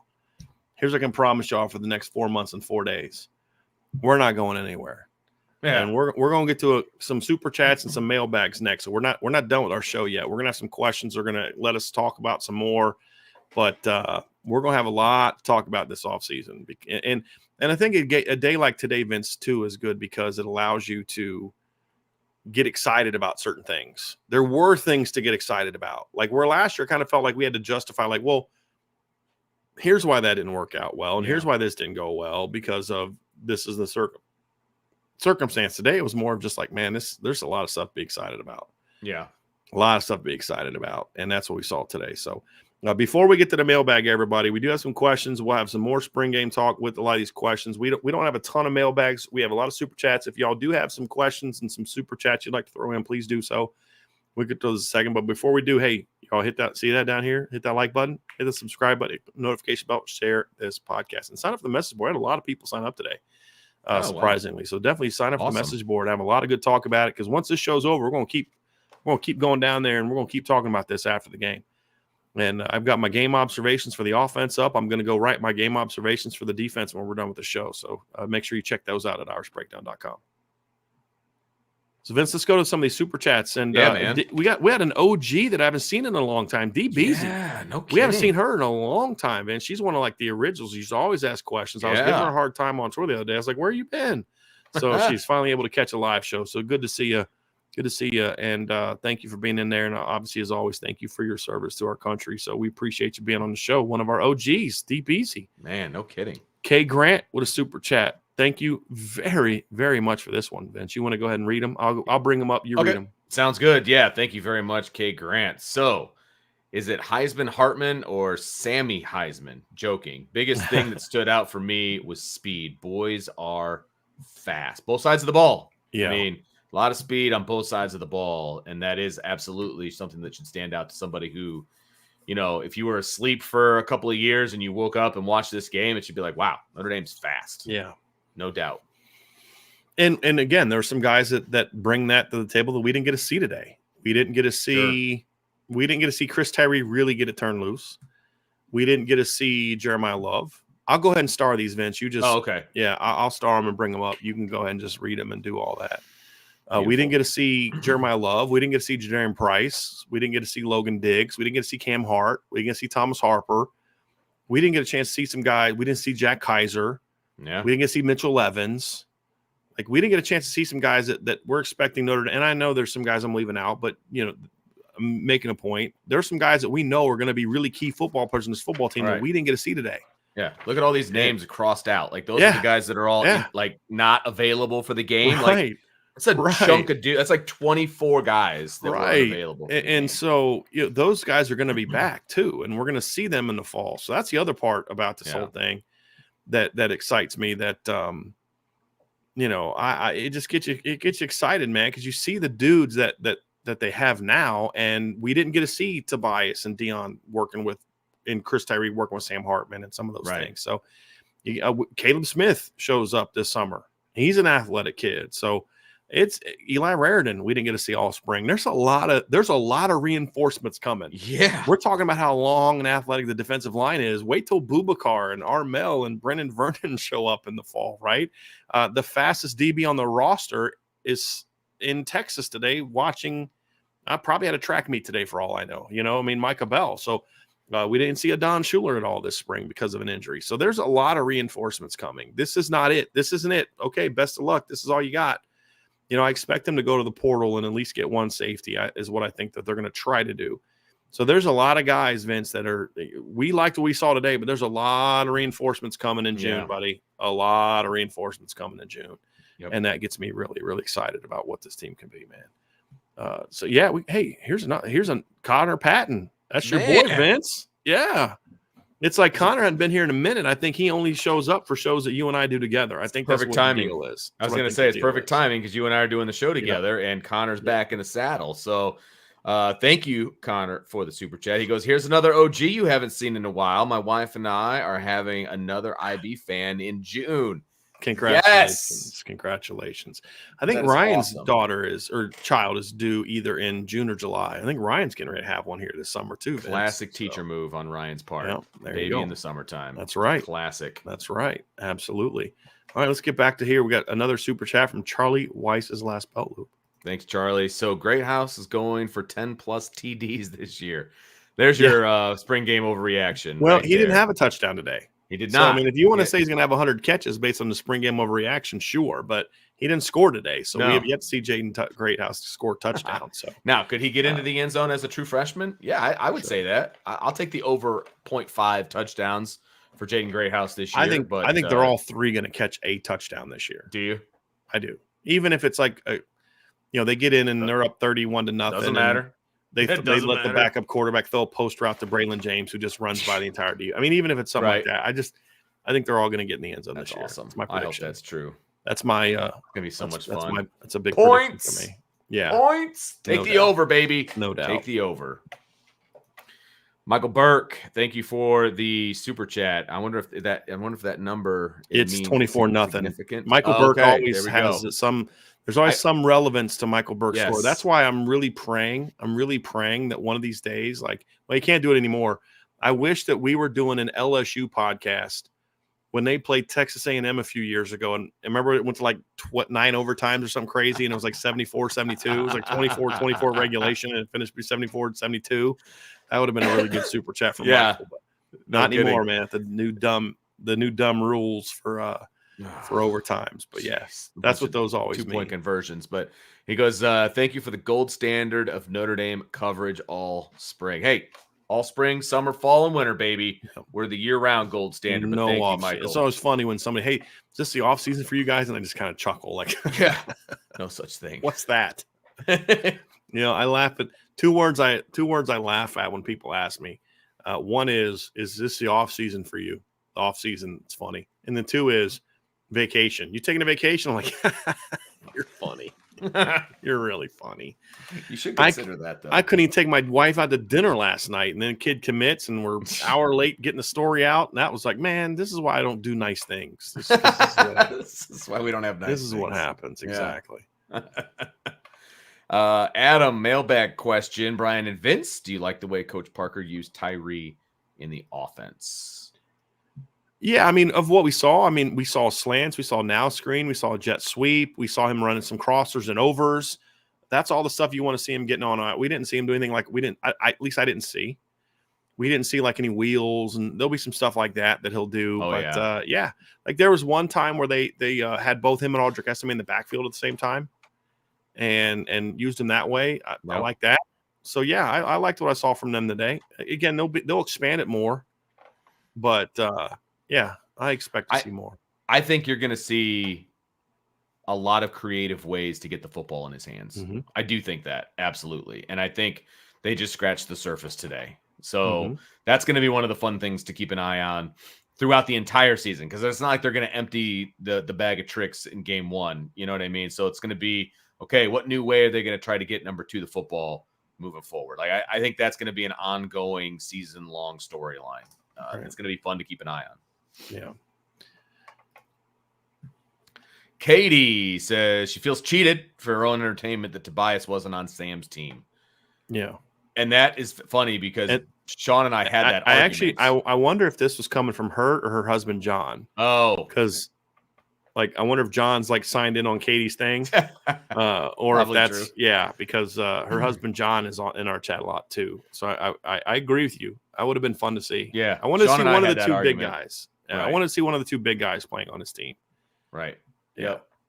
We're going to get a lot of that, though, come fall. Don't worry. Oh, yes. Yeah. Thank you, John, for the super chat. Very much. I didn't see a comment underneath his. I looked too, yeah. Okay. And John will just throw some super stickers from time to time, which we appreciate very, very much. Thanks, John. From L.A. Adams, thank you for the super chat. This was the most enjoyable spring game that I can remember. Lots to be excited about. We have guys, big, fast, athletic, strong guys. Best thing of all, this was just a glimpse. Fall could be fun. Yeah. I think it will be fun. I think fall is going to be a lot of fun, Brian. I do too. I said that before the game, man. I just, I could be wrong. I just feel like this team they got a chance to be really good, man. Yeah. They do. They got a chance to be a really good football team. Now, there's some things that they're not a finished product or close to it right now. But nobody else is either. Right. I mean, somebody sent me something from the Alabama spring game. Let me pull this up. A buddy of mine sent me something from. I mean, did you watch the Ohio State spring game? No. If we're going to base this off how teams looked in their spring games, Notre Dame's going to beat Ohio State by 30. Now, that's an absurd prediction, right, Vince? Right. But that's what's so absurd about making those kind of prognostications based off where teams are in the spring. Yeah, but I guess said this is a drive chart for the start of the Alabama spring game. Jalen Milroe 3 and out. Ty Simpson 3 and out. Jalen Milroe 3 and out. First pass overthrew his receiver by 10 yards. Ty Simpson 4 and out. First down, short catch and run on the first play. And then it says Simpson and Milroe traded interceptions on consecutive plays just before halftime, right? So, yeah, Alabama's struggling right now. It's the freaking spring. Right? Well, of a new offense. Like, no, I'm forget new. I'm just saying, like, Penn State's spring game was in general. boring. Yeah. Right. JJ McCarthy on like the first drive of the Michigan game sails an in cut and just throws an interception. It's a terrible pass. Right? It's a spring game, right? It's not to be overreacted to, but it was fun to see because what I value in the spring game is how do these kids look running around, Vince? I don't really care about the outcome. Am I shocked that Sam Hartman went out and did it? No, because I've seen Sam Hartman do that before. Like that's not abnormal. It was good to see some kids we've never seen really in Notre Dame uniforms get a chance to play, but it's just really like, can this team move or not? You know what I mean? And that's my big thing. And this team can run around. That's the key. From a personnel standpoint, that is exactly what you look for in a spring game. And then for me, above and beyond that, is we got a glimpse of what the offense is going to look like as far from a schematic standpoint. You know what I mean? Just from a, hey, this is what we're trying to accomplish kind of a thing. And that was, like I said, it's a glimpse. Let's see if it comes to fruition. Yep. It's like somebody down here said, Ray Holcraft said, OSU looked like you know what in their spring game. USC looked scary good on offense in their spring game. You know what my takeaway was? USC is going to be good on offense, but their defense still stinks. Mm-hmm. That was my takeaway from their spring game, right? But like that's just the nature of the springs. That's what makes it fun. But at the same time, it's like, look, the point is none of these teams are anywhere close to being finished products right now. And that's the fun. But you're just like, as a coach, knowing where they are now relative to where you want to be at this point in time, I like where Notre Dame is at. I do. And just talking to some of my sources, I think the staff is very happy with where they're at right now. Sure. Especially knowing like, hey, we didn't have Cam this spring. We didn't have Thomas Harper this spring. You know, Logan was out most of the spring. And what does that mean? So Logan Diggs being out means what? Jabron Payne is now a much more known commodity today than he was a month ago. Right. Yep. And you just get excited about it, man. That's where I'm at. It's just exciting. And this is what I love about college football this time of year. Every team in America has some reason to convince themselves they're going to be really good and something that they're petrified by. Yeah. At least any reasonable college football fan. You know, some people are like, we're going to beat everyone by 90. You know, like there are some Michigan fans that literally I've seen people talk about, we're going to beat everybody by 30 this year. Okay. All right, dude. Good for you. Sure. Yeah, LSU 19 couldn't even do that, but sure, you're going to do that, right? Like, let's just pump the brakes a little bit, right? I mean, they do play in the Big Ten. Yeah. Hey, yeah, there's going to be I'm always looking for my shots. There's going to be some good teams in the Big Ten. I'm always looking. This for my is why shots. I'm looking at creating for the CFP Nation channel. We're going to have conference shows. It's one of the things we're going to do is a Pac-12 show, a Big Ten show. Would never have you doing it. You're not even allowed in the Big Ten show, Vince, because you cannot possibly honestly, objectively evaluate the Big Ten. And you're honest about it. That's the thing. It's like, hey, Vince, can we have an honest show about Michigan today? Nope. Sorry, Brian. Can't do it. Can't do it. So if I want to objectively talk about Michigan, I'm like, hey, Vince can't be on the show today. We're gonna just somebody. You just have to, when you're gonna talk, just go. I don't know what's happening with Vince. He keeps muting and unmuting himself. I don't know what's happening with Vince today. I don't know what's going on, everybody. So, but yeah, that's the fun of it. But yeah, that's what I love about spring. Absolutely. L.A. Adams, 3 straight from L.A. I was going to Adams, say, by the way. No, this is the same one that we had up. Okay, gotcha. Here's number 2. Oh, here we go. All right, awesome. Thank you, L.A. Oh yeah, and Benjamin Morrison is the real deal. Yes, he is. No doubt about that. Yes, he is. And another one. And wide receivers look totally different, more polished. This is a great observation, Vince, yes, because last year at this time, they were in practice 11, 12, 13, 14, 15 of Chancey Stuckey's tenure. And it was still a bit of an unknown. You had guys out. Tobias wasn't here yet. Tyree was playing running back. None of these freshmen were here. And they were still learning. I mean, again, they were rebuilding the fundamental aspects of that unit because of what had happened before. I mean, Chancey Stuckey wasn't starting from scratch. He was starting from below scratch. Oh, my gosh. When he took over last year from a technical fundamental standpoint. We're now seeing what this unit looks like now that they've got a whole season and now a second spring, to your point, a much more polished unit. But it also speaks volumes to the recruiting job they did. Yeah. Where they went out and got polished guys like Braylon. Like Jaden and Rico. Excuse me. Yeah, certain boxes had to be checked for those guys to come on board, and they do. Exactly. They clearly check those boxes. Yeah, perfect. Sorry, I was saying perfect to Ryan. He just sent me a text message. But yes, we are seeing the Chancey Stuckey effect really start to take into hold, right? Yeah. Just like we talk about running back. Offensively today, Vince, outside of, well, I'm not trying to be disrespectful, but like outside of Tyler at quarterback, who I thought mechanically got himself in trouble a couple of times, I thought the offense looked really polished across the board. I mean, the blue team got in some trouble, but some of that was just the guy that they were getting whooped by was just better than they were, right? I mean, some of that was just that. I thought fundamentally, the offense looked really good. Like there wasn't a ton other than like some stuff on defense with the young guys, Clarence Lewis. Even defensively, I thought this team just looked more, I don't know, sound than they were a year ago, which is an important thing. It's a very important thing. So great observation, LA. Really, really good observation on the receivers. Reza. I haven't seen Reza in a long time. All right. Appreciate all you guys do. So excited for post-game conversations in the fall. I mean, those and the Upon Further reviews of the best shows. Yeah. All right. Those are the best shows in the fall. I love them all. And we are contemplating, I haven't decided yet, but we are contemplating mixing up how we did the Blue Gold game or the post-game shows from last year. And what we're probably going to do is have Vince get home sooner and have him and Ryan start the show kind of really soon after the game and just have them go. Maybe in Sean Davis, I'm not sure what's going to be going on with his show this summer. I mean, he and I got to sit down and talk about what their schedule is going to be. But we want to get the post-game show started sooner.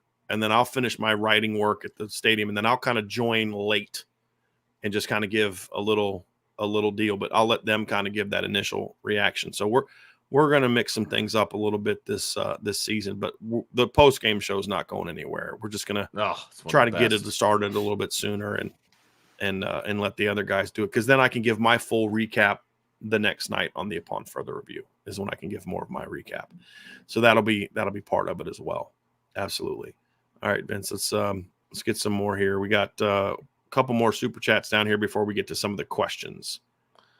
Super chat from Josh. Thank you very much. Great House will be a future stud. Looked like a tight end. Well, he's only 6'1" and 210 pounds. Right. He's I not gonna wonder be if a it's tight like I end. wonder if he's referring to some of the routes that they were using him on today, which would make sense. Sure. Like a lot of the option stuff, which we've talked about with like Jaden Greathouse. Jaden Thomas. We said, who's going to replace Michael Mayer? Well, some of the routes that Michael ran as a detached player are going to be things that Jaden Thomas is going to be taking over. Well, today Jaden Greathouse was playing where Jaden Thomas normally plays, and so I think that's actually kind of smart in that what they're doing is like, okay, last year we would put Michael Mayer out in 12 personnel. He'd be our slot. He'd run a lot of that stuff. Well, now we're having our slots do it. And I think that's something that you say, okay, that's what we kind of thought we might see, Vince. And today we're doing it. Yeah, right. absolutely. We're doing it.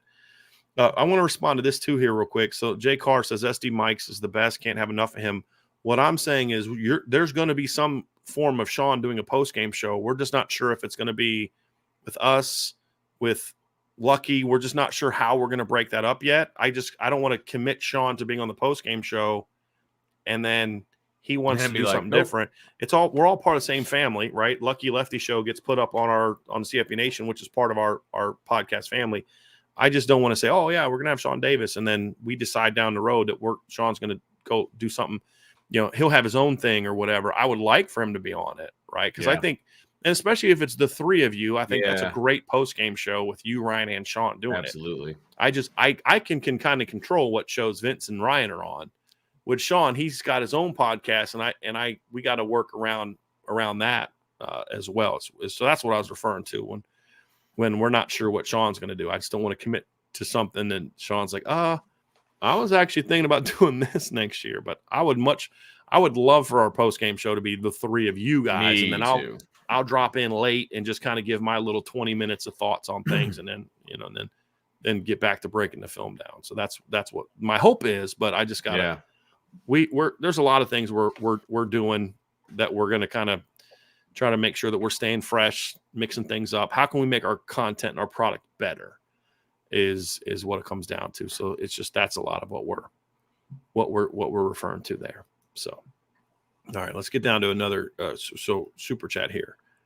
Paul, thank you for the super chat. This spring game has me excited for the season. Go Irish. You are not alone, Paul. You are not alone. Yep.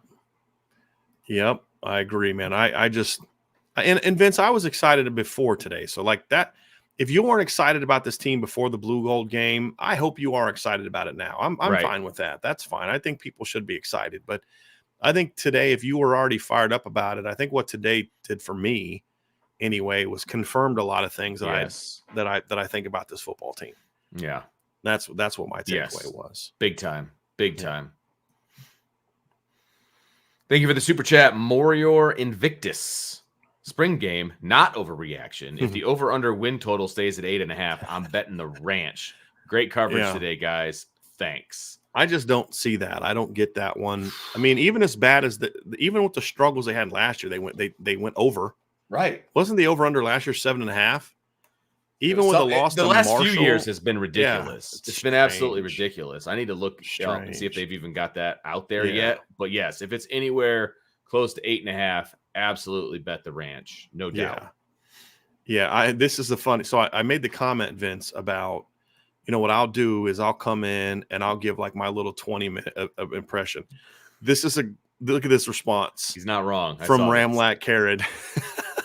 20 minutes. Yeah, right. I mean, he's not wrong. But look, I got to shoot for a shorter amount of time because if I'll come in for an hour and the show's going to be like 8 hours long. So you're telling me if Notre Dame beats Ohio State at home, you're going to come on for 20 minutes and be like, yep, it was a great game. I'll see you guys tomorrow night on the show. Okay, there might be some exceptions to the rule. But the point is there's a lot of good football minds. When I'm on a show, let's be honest, we've talked about this. I have the type of personality. I am also the boss that sometimes people kind of, they're not willing to fight for space. And I make it hard because of the way that I interact. And that's just the way that I am. And that's not going to change. So there's other ways you can do it to where, okay, let's let you guys be on a show together and then not have to worry about me And that's kind of what we want to do. So that way you're getting more opinions and different views. And because Vince will tell you, I never tell you guys what to say. I never tell you guys, hey, you can't say this. You can't have this opinion. We all have to be on the same page, and don't do any of that. So it's just my attempt to do that. But yeah, you're probably right. Especially like some of the wins. Well, and if there is a loss, it's going to be the same thing. It's like, you're right. I'm not going to be 20 minutes. You are right. It's not going to be, it's not going to be 20 minutes, but hopefully we don't have to deal with that one. But yeah, it's a great comment, Ramlick. I think that's hilarious. And you're absolutely spot on.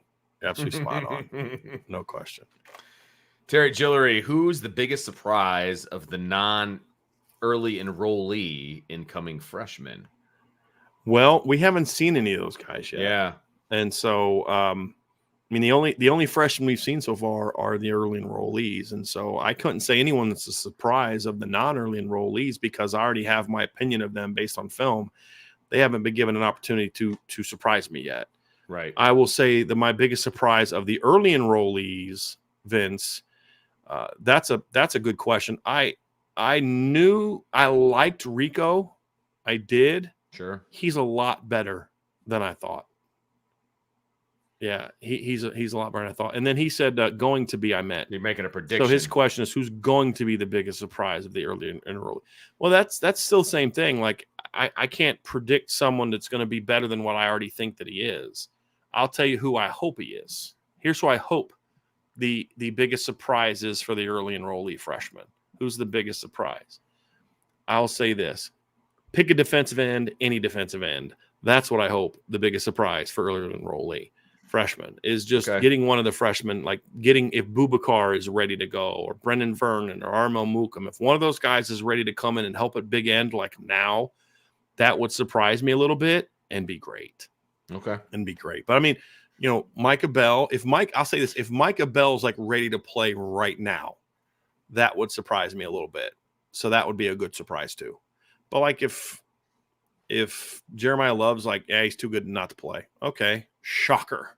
You know what I mean? Like, all right. If Cooper Flanagan comes in and he's ready to be like a blocking tight end day one. Okay. Yeah. I've talked about that a lot. Yeah. If Charles Jagasol is too good not to play. Okay. Sure. Knew that. You know what I mean? Mm-hmm. If all the linebackers are on campus, both of the safeties are on campus, Christian Gray's already on campus. There's not a lot of dudes left. Right. Seriously. So yeah, those would be ones for me. Those would be ones for me.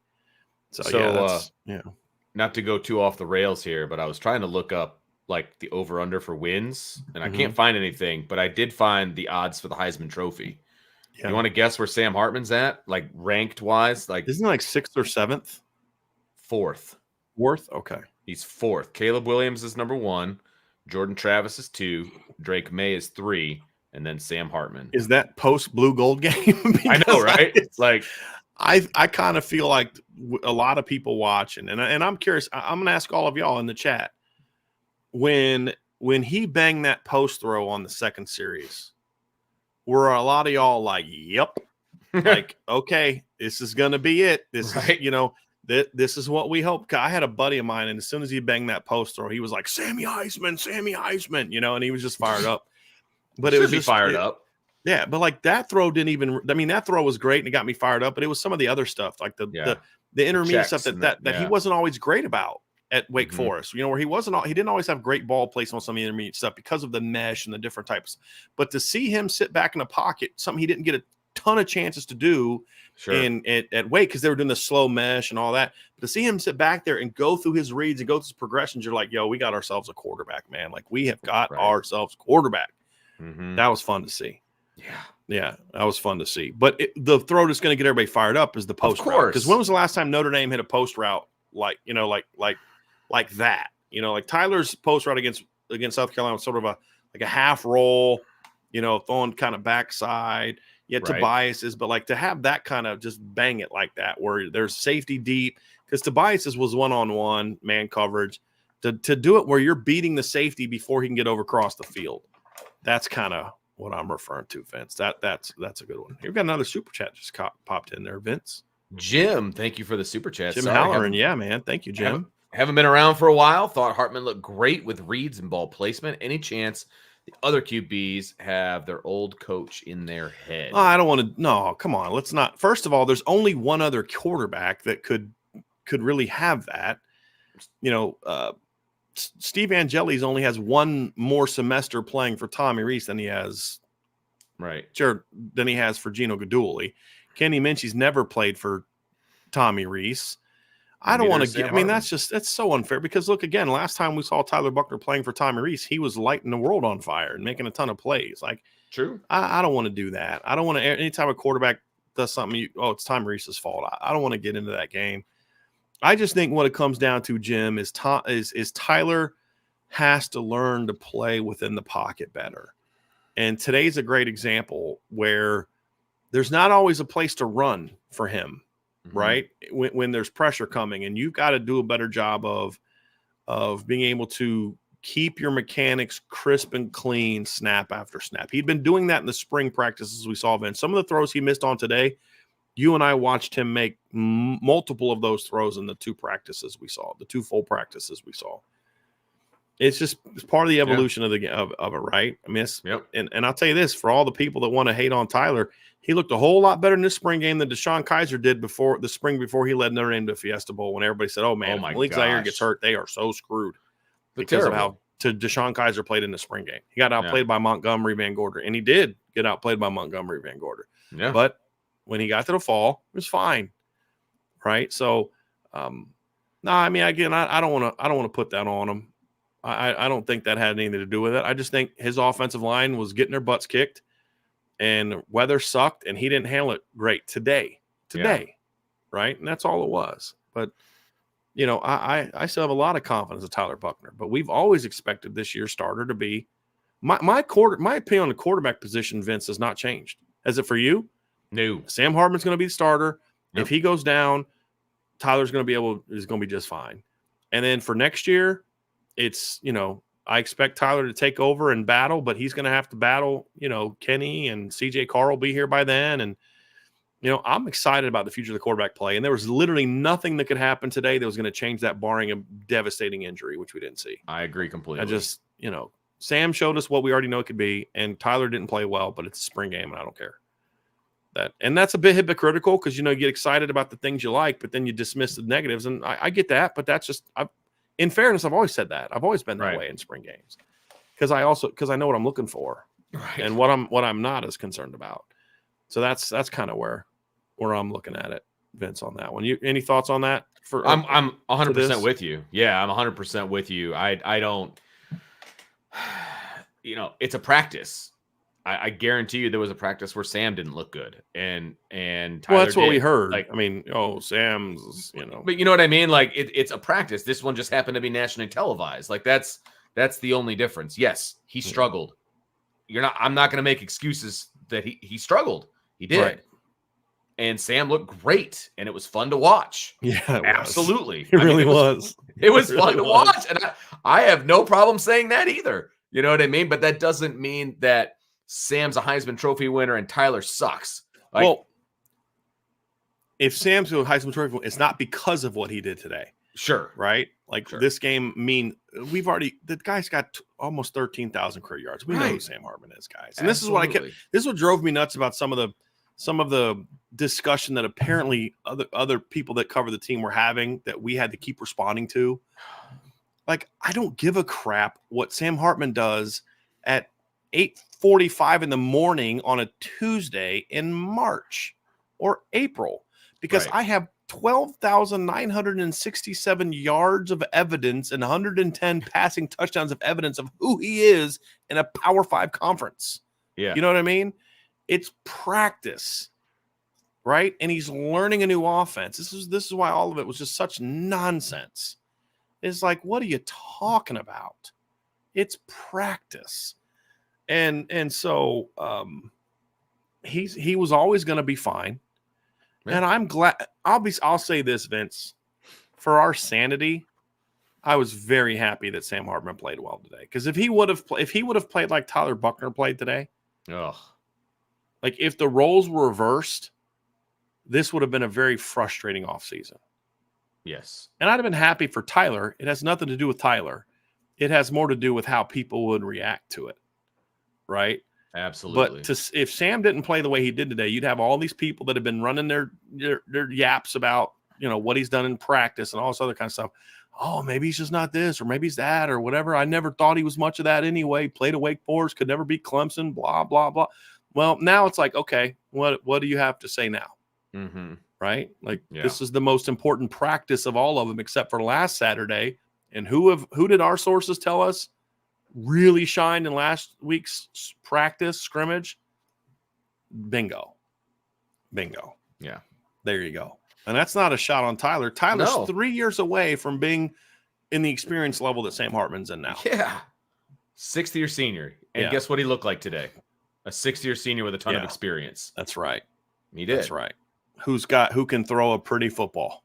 Right. And who's old enough to make dad jokes in interviews, which I thought was funny. Yeah. Sean Stewart with the super chat. Cue the Predator laugh when this offense gets rolling this year. Go Irish. I don't remember the Predator laugh. I don't know what that is either. Is that at the end, like when they're about to blow the thing up? Is that what that refers to? The Predator laugh at the end of the movie when he blows himself up. I have to remember that. But yeah, pick any other. Yeah, pick that. Whatever. Pick whatever GIF that you want. It's this offense is going to be fun to watch. I hope so. I think it is. I do. And again, I feel today was a little bit of confirmation. Mm-hmm. That's the thing for me. It's a little bit of confirmation of that. And so I get a little excited about that. How can you not? Yeah. How could anybody sit there and watch the first half of the Golds offense and not be like, okay, this is going to be a lot of fun. Yep. Absolutely. Absolutely. All right, here we go, Vince. Coleman Smith, mailbag, over under 2.5 commits for the rest of the weekend. Ooh. I'm not ready to answer this one yet, Coleman, because I'm still waiting to get a little intel back on a kid. But there's a chance that if you pick the over, you won't be wrong. So this weekend. Is rest of the weekend, not just including the two they already got. Let's see if, because I think there's a couple kids that may be ready to kind of commit, but then say, I want to go on some more visits. And if that's true, then they won't end up taking that silent commitment. They'll just say, take the visits first. So I'm just waiting to hear back on a couple of those, but based on what I'm hearing I think that could go over, but I'm just not including, just to clarify, including the two they already got. Yeah. So this not is starting at 0. Yeah. And let's just talk. I'm going to skip down a little bit to a question that was about that since we did start talking about that. So here we go. Irish Mills 540. Can we talk about how Al Washington just casually got back-to-back D-line commits in 24-25 classes, both occurring within 12 hours each other? Tip of the cap. Yes. Now, here's the thing. I'm going to say this, and it's not meant to be a shot at Al Washington because we've said this before, he's upped his recruiting game. And isn't he now 2-0 as a blue gold game coach? I believe so. Last year, too. In Wash, they trust. Yes. Remember those shirts? Yeah. But the deal is, so from what we understand, Al Golden had a really big role in getting Cole Mullins. And I was told that Max Bulla also played a role. Now, that's not meant to take away from Al Washington. That's meant to say, hey, we're also hearing Al Golden's name mentioned a little bit more in this particular one, and that's a good thing because we're already hearing Al's name mentioned more. Now, obviously played a role in getting Davion Dixon. Obviously, that was a big one. That was an important one. So tons of credit there. I think that there's a couple other kids that he's been recruiting heavily that Notre Dame's got a shot to close on here soon. So Al's definitely doing a better job. I just want to make sure, like in this instance, and yes, these kids are coming to play for him, so he had a role.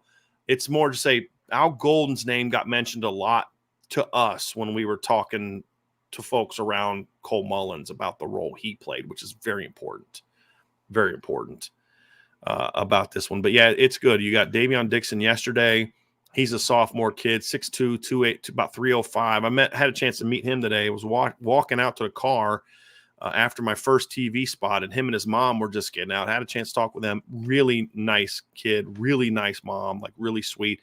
And they were just like, I was like, dude, what happened? Because like he wasn't expecting to commit, and his mom and him were just like, man, as soon as he got here, it's just like, yeah, this is like where else would I want to go? He goes to a really prestigious academic school down in Miami, and it's just like, where else could you want to go? I mean, where else would you want to go? This is it. And he just felt at home, and so that was a big one. It was a real big one, and awesome. Definitely tip of the cap to Coach Washington for that one, absolutely. To get to, and he didn't know that the last year the first commitment was also on the day of the Blue Gold game last year, or the weekend of the Blue Gold game. Remember with Brandon Davis Swain, but really nice kid, man, and that's a big boy now, and he's got a lot of that 15-year-old body that's going to get reshaped. But man, when it does, he's quick, fluid, nimble. Surprisingly nimble for a kid his size. Vince, he had like 30 some tackles for loss last year and like 10 sacks. It's like, it was nuts. He's a 25 kid. 25 kid. So he was a sophomore. He's a nose guard. I mean, he's gonna be a good one. And his body just reshapes as he physically matures. He just looks like a little kid in the face. I mean, he does. Sure. But he's like probably 14, 15 years old. He's a really. If he's a sophomore, he's probably 16. 16? Okay. Yeah. Right now. Okay, your point still. So 15 or 16. Yeah. Okay? But he's young. And so, I mean, he's going to grow a lot, and it was good to get him on board. He's a really good player. Obviously, Cole Mullins is a guy I love. I'm higher on Cole Mullins than a lot of other folks are. I love this kid's film. He measured in at 6'4" at Notre Dame. Athletic. I mean, he plays middle linebacker times, throws off the edge of times, really fluid athlete, change of direction. You see some plays where he's a linebacker just chasing quarterbacks down. And he plays at one of the best high schools and one of the best high school like competition in the state of Georgia. They went 14-1 last year. Had like 58 tackles, I think like 10 tackles for loss, like 6 sacks, six hurries, like 4 or 5 breakups. Is a guy that also at times played a linebacker, a teammate of Caleb Downs. Okay. So if you want to know like the kind of area he plays in, so I'm a big fan of him. I don't care if somebody said people on Twitter down. I don't care. I don't care. That kid can flat out play. And you know me, Vince, I don't look at star ranking. I look at film. Yeah. And I watched this film before I looked at his star ranking. And when I saw a star ranking, I was floored. Because I'm like, I don't know what, because you can't say he plays in the middle of nowhere. He plays in one of the best schools in the state. I don't know what people are missing. But when I watch that kid play, I'm like, that's a dude. And I'm very high on that pickup. Very high on that pickup. And that was a good pickup. Golden played a role. Coach Washington played a role. They all played a role. Very, very happy about that one. So, yeah, two good ones in a row. 2 good ones in a row. No doubt. No doubt. So, and then Terry Gillery. I just wanted to say that name. So, good. Any prediction on how the 24 class finishes in ranking? It's still a ways away. Yeah, ways away. And I don't care. I've also said this. I don't care. I care about. That's all points based. It's like, well, it's like CJ Carr's like a 5-star until he commits to Notre Dame, and then he drops. I mean, this other kids are we're seeing it all the time it's not just a Notre Dame bias. It's also a committed player bias. Yeah. That guy's committed. He's not going anywhere, so it's not a story. It's not hype him up anymore. Right. It doesn't matter as much. Yeah. Yep. So that's I don't care, but it's going to be, as of right now, I anticipate it being a very good class. It's just got to close. I mean, like I was talking with a buddy last night. I said, listen, if they're able to close, like let's say they're able to get Keydron Young at running back to go with Aeneas Williams, and at receiver they're able to get some combination of Jason Robinson, Isaiah Canyon, Micah Gilbert, some of those guys. They're able to get Styles Prescott and Gearby Lambert on the offensive line. If they're able to get Bryce Young and Justin Scott, maybe a TJ Lindsey or a Malachi Williams type as your number 5. Let's say they're able to get Bodie Cahoon, Kingston Viliama Asa, and Chris Cole at linebacker. Let's say they're able to get Davis Andrews, DeJuan Lane, and Kennedy Urlacher at safety. Let's say they're able to flip Caleb Beasley. That's a heck of a freaking class. Now, all of that's doable. What are the odds of all of those things happening? I don't know. It's early yet, but it's doable. And so if they finish that way, it's going to be a heck of a class. If it's close to that, it's still a pretty darn good class. Yeah.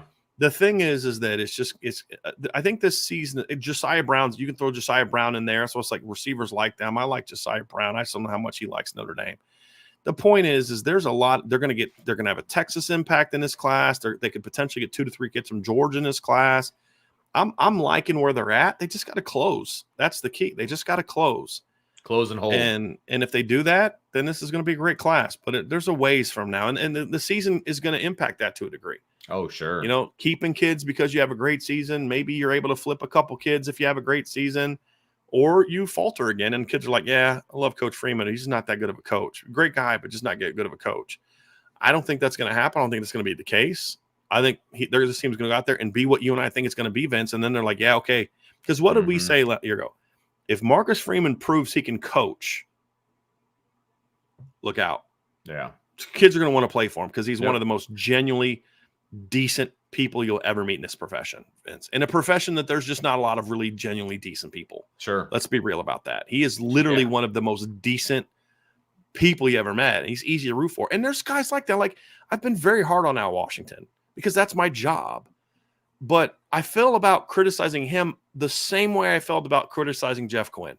I hated hammering Jeff Quinn because he's one of the most decent men you'll ever meet in the coaching profession. No doubt. But my job is to give you an honest assessment. And it's like, I hope Al Washington crushes it as a coach and recruiter because everything I've heard about him, he's a good dude. I've said this before. I'm very, very high on Al Golden as a human being. I'm a big fan of Al Golden. He was always decent to me. He probably doesn't have a clue who I am, Vince. He probably doesn't remember any of our conversations or meeting, talking ball with me at all. But the fact that he did it when he was a big-time Division I defensive coordinator at Virginia says a lot about the kind of person he is. Mike Mickens is one of the best dudes I've ever met. Chancey Stuckey, former pastor. Really, I mean, you hear of all Dylan McCullough, great mentor to these young men. Joe Rudolph, the kids are, I mean, they're good dudes. And there's not a guy on this staff, Vince, to be honest with you, that I dislike. And I promise you that has not always been the case. Yeah. Any year where Brian Polian was on the staff was clearly that guy. And then the head coach the last 12 years was a guy just as a human being I just didn't care for. I'm thinking like there's just not a coach in the staff now I don't know Marty Biaggi at all. Never met him, never talked to him. But I've had some sort of interaction with every other coach on the staff to some degree, or I know people that have interacted with them, and they're all just decent, good people. If they start winning, it's over, man, because these are the kind of kids that you want to send your kids to play for. But now you got to convince the kids to come want to play for them. Sure. And it's the winning that's going to determine that. And that's what gets me fired up. But, I mean, right now it's April. I got to see what they're going to do in the fall. Yeah. But if the team is what Vince and I think it's going to be, it's going to be a fun ride. That's all I'm going to say. It's going to be a fun ride. Let's get to a couple more. We got some recruiting questions. We'll get to that. Actually, I answered that one. Let's get to Max Ott asked about the 25 D-line commit. We answered that one. So we'll get to this question here from Ray Holcroft. All right. He says, what does 23 Osbury, that means jersey number 23 Osbury, not to be mistaken with the class of 23. He was in that as well. Which he was, yes, exactly. Have to do, or what does he have to do to get playing time? He looked really good today. Just keep getting a good feel for the defense. Just, knowing what your assignment is, especially as a rover. If a rover's out of place, takes a bad angle, it's a big play. Yeah, I mean, exactly. You're out in space, man. You don't have a safety fitting right behind you to protect you in case you take a bad fit as a linebacker inside. Just that, and the biggest thing is the mental side. He's got to keep getting stronger, obviously, as all the freshmen do. But for Jaden, it's just keep getting a better grasp for the D, and that's true for every freshman. Just keep getting a good feel for it. Yeah. But yeah, man, Ray, I'm with you, dude. Look, everybody knows that was like my man crush in last year's class. I mean, everybody knows that. Jaden Osbury was my guy.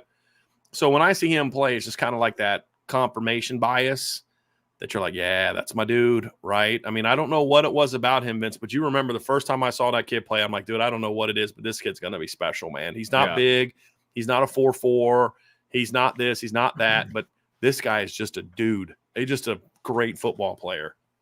And, I mean, he showed that today, man. He flashed today. Yeah, I love it. So it's just keep doing what you're doing, man. Just keep getting a good feel for the defense. Keep getting, make sure your assignment correct. Understand the angles you need to play with. Know when you're supposed to take an inside angle. Know when you're supposed to take an outside angle.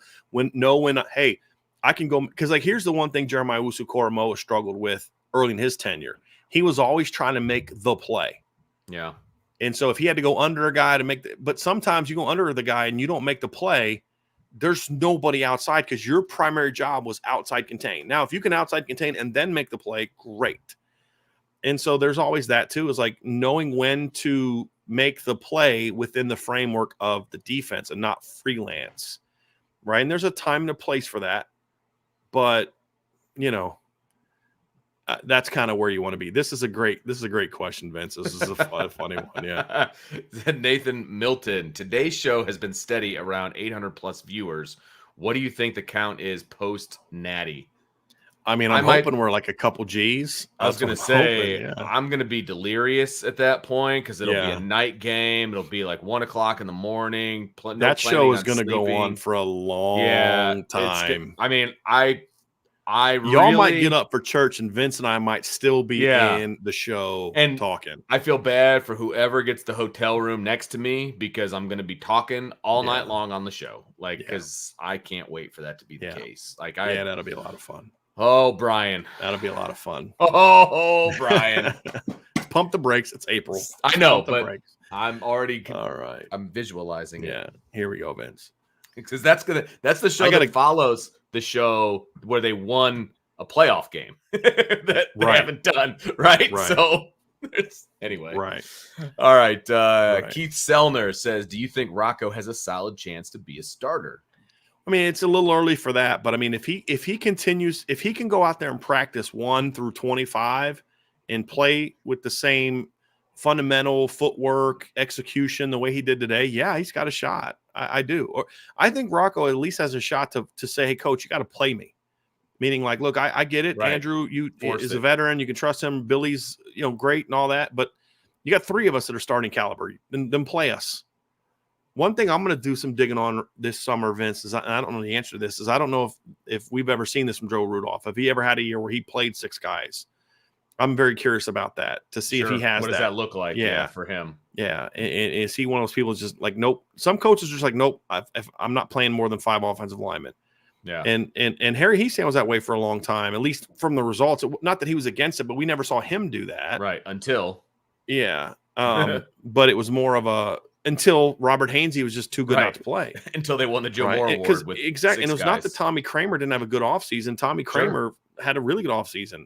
It was just more of a this kid's just got to play. Both of these kids have earned the right to play. That's the reality of it. Yeah. And that's what I'm hoping that Rocco does. I'm hoping that's what he does, Vince. Because if Rocco forces his way onto the field this spring or this fall, that's awesome. It's awesome. Yeah. That's great. That's a great problem to have. Yeah, when I watch that block, I would encourage y'all to go watch it because they show the tight angle after the play. They show the replay of it, Vince, and it's just like the footwork was just like, okay, that's better. Mm-hmm. That's better. That's what we were hoping Rocco would be coming out of high school. Yeah, it was very good to see. Super chat from Connor says, "I'm laughing right now comparing the offense we saw today versus the offense we saw in last year's Stanford game." But you could say that about a week after that game. I mean, 2 weeks after that game, 3 weeks after that game. That was a terrible game. It was. But yeah, I mean, you're right. It looked a lot different today. And I think it's going to look a lot different. Look, here's the deal, y'all, though. Let me ask you this. Run the same exact offense against Stanford that you ran last year, put Sam Hartman at quarterback instead of Turpine. And what's the difference? Yeah, exactly. So, but that's what's so huge about this. And it's not just Sam Hartman. It's continue to develop Tyler Buckner. It's Kenny Minchie. It's CJ Carr. It's quarterback has been the thing holding this program back for a long time. Right. And not the only problem, but it's been the most consistent problem. If you can fix that, this team's got a chance to do something. Yeah. And that's what I get excited about because you don't lose to Marshall if your quarterback plays better. Sam Hartman doesn't miss a wide open Braden Lindsey on a post route right before the first half. And if he hits that play, you remember that one where Braden was wide open on that post route, like right before halftime? It's like 2 plays before halftime. Sam Hartman hits that, and it's a touchdown. And that's a completely different game. Notre Dame, I think, runs Marshall off the field in the second half if they hit that play. Absolutely. At Stanford, there were so many guys open in that game that you're just like, get the ball out to them.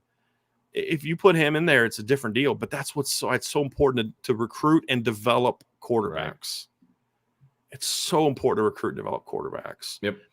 Somebody asked, Chief Brody asked, and thank you for the super chat, Connor. I do appreciate that. Chief Brody says, Absolutely. any concern that all our best quarterbacks recently haven't actually been developed at Notre Dame? I mean, no, because I don't think that's necessarily accurate. I mean, Ian Book was developed at Notre Dame, and he's the only one that's taken Notre Dame to a playoff game in the stretch in the last 10 years, right? I mean, so I'm not concerned about it because, I mean, Lincoln Riley has built his entire career on quarterbacks that were developed somewhere else for the most part, right? And then you just take them to the next level. Yeah. I don't really care about that. But if Notre Dame is going to continue this beyond this year, it's going to have to be, to Chief's point, it's going to have to be guys that are developed fully at Notre Dame. Because if you have to go into the portal in 2 or 3 years, it's something bad happened. You didn't develop the quarterbacks well. Yeah. Or there was a rash of just insane injuries. I hope that we don't have to see them bring in another Sam Hartman, because I hope that you're developing that guy from within. Yep, agreed. And the talent is there. I mean, Kenny Minchie, CJ Carr, the talent's there, man. Yeah, talent's there. I know that I'm the minority in this view, but I still think CJ Carr is the best quarterback in the 25 class. I know Dylan Raiola's got better physical tools, but CJ Carr to me is the best quarterback in that class. When you combine the physical tools, the mental part of the game, the athleticism, I don't think CJ Carr gets slept on for how athletic he is. He's a really athletic kid. On top of, like, I think people have this notion that CJ Carr, and I'm talking national analysts, is like, well, he's just good because he's really smart because his grandpa's Lloyd Carr. And I'm like, I read some reviews of CJ, and it's like, am I watching a different kid? Did I watch the wrong kid the last 2 years? Because I see a kid that's really athletic. I see a kid with plenty of arm strength. I see a kid with super accuracy and a great mind. And you're just like, I think that kid's a lot more than just mentally the grandson of a national championship coach. I see a kid that's got physical talent. Yeah. And that's what I think people miss the boat on, is that kid's got ability. Kenny Minchie's got ability. And you're just excited to see him develop, and you hope they are. I've been impressed with what I've seen from Gino Guidugli so far. I have been. I really like what I've seen from him so far. Agreed. Absolutely. Gideon Rosa says, what do you think of the mix of huddle and tempo? I really thought it was good to not see the scan. I mean, did we see this? I don't remember. Did we see the scan last year during the spring game? I don't think so. I think it was more during the season than it was during the spring. Okay. I mean, it's a spring game. It's a different scenario. So sure. I don't expect us to get the scan this year, but I don't think that the spring game is evidence of that. I just don't know if that's what we're going to do. And again, the scan came about last year. Right. Did we see a ton of that against Ohio State and Marshall? I don't remember seeing a lot of that against those two teams. I don't think so. We didn't see a lot of it against South Carolina. That was a unique situation because they had a quarterback that they didn't think could just go out there and make plays. Right. So they had to get them into the right call. Yep. It was related to, we're trying to do something here because we feel we're limited. Now, you could argue they shouldn't have felt that limited and Drew Pine was better than they thought he was. Okay, fine. But they thought he limited the offense. And they felt they needed to be in the right play in order for it to work.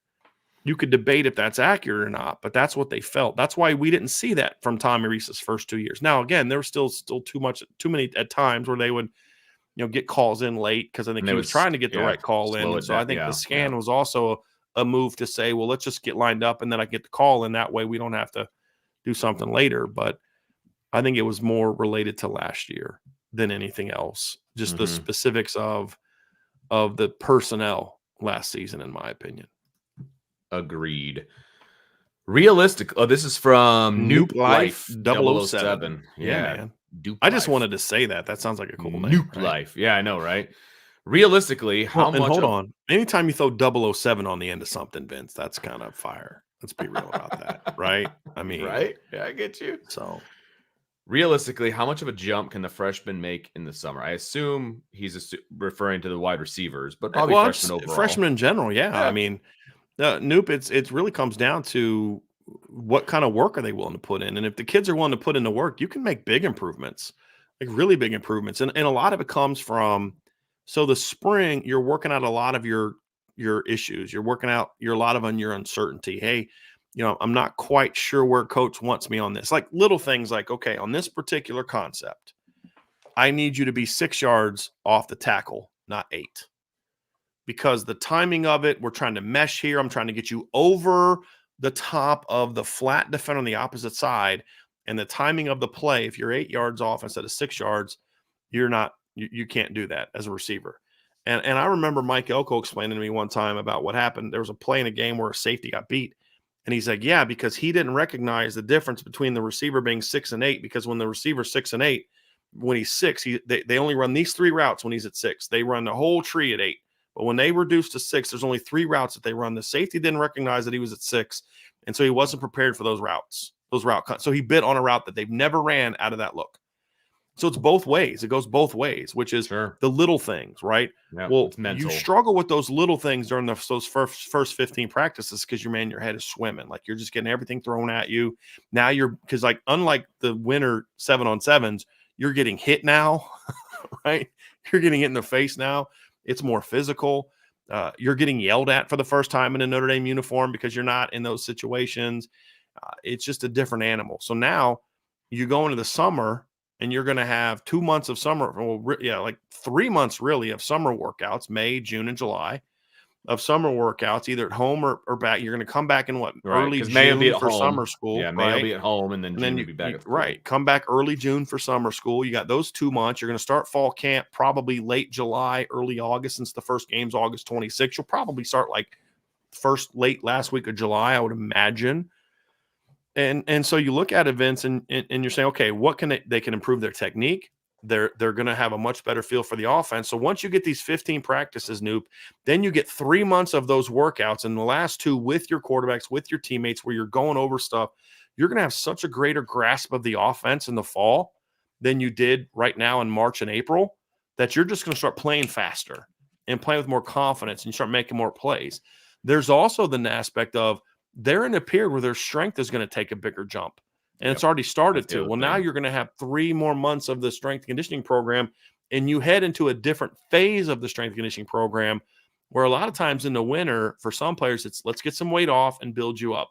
For other players, it's like, we need to add a bunch of weight on to get you up there, and then we'll work some of it off. I mean, so every kid's in a different stage, but for the most of the freshmen, it's let's get you stronger and more explosive, stronger, more explosive. So there's going to be a little bit more of that. You look at a guy like, you look at some of these freshman receivers, for example. Well, Braylon James has put on 15 pounds already. He's going to keep getting stronger. Jaden Greathouse is going to get stronger. Jaden Osbury can maybe put on 5 pounds, but beyond that, 3 more months of squatting, powers, all the different things that they do, he's going to be a little bit more sturdy and able to hold up. To the earlier question, what can Jaden Osbury do? Well, a little bit more grown man strength is going to help him play a little bit better as well. Absolutely. So I think there's a lot of room for improvement for those young guys at this point in time, Vince, where they can improve a lot of aspects of their game, more so than a guy who's a senior, right? Like Sam Hartman, there's not a lot he's going to be able to improve upon except for one thing, just more and more of a grasp of the offense. And exactly relationships. Yeah. But technically, there's not a ton more he's going to do. You're not going to mess with his throwing angle. He might be a bad example because he's still adjusting the footwork. That might have been a bad example. I think a better example would be, looking at Howard Cross. Like, how much better is Howard Cross going to be between now and then? It's just about staying healthy and just developing. Right. How much better is J.D. Bertrand going to be between right now and the fall? Okay, clean up your assignments. But, like, he's not going to get a lot bigger. He's not going to, take a 10th and a half off of his 40 time. Like those guys are who they are. Now it's just be a consistent version of yourself. These kids can physically still change themselves a little bit. And that's what I'm hoping that we see. Yeah. Mental is the big one, because I think you're going to see a lot of time in the film room. You're going to have a lot of time, just to focus on the mental side of things, like you said. And you were very specific in what you were talking about. And then the physical development in the weight room. I mean, those are the 2 categories for me that you see the biggest change from spring to fall, because from the off season of, like, if you're not talking about the early enrollee freshmen, if you're talking about guys that have been on campus, right?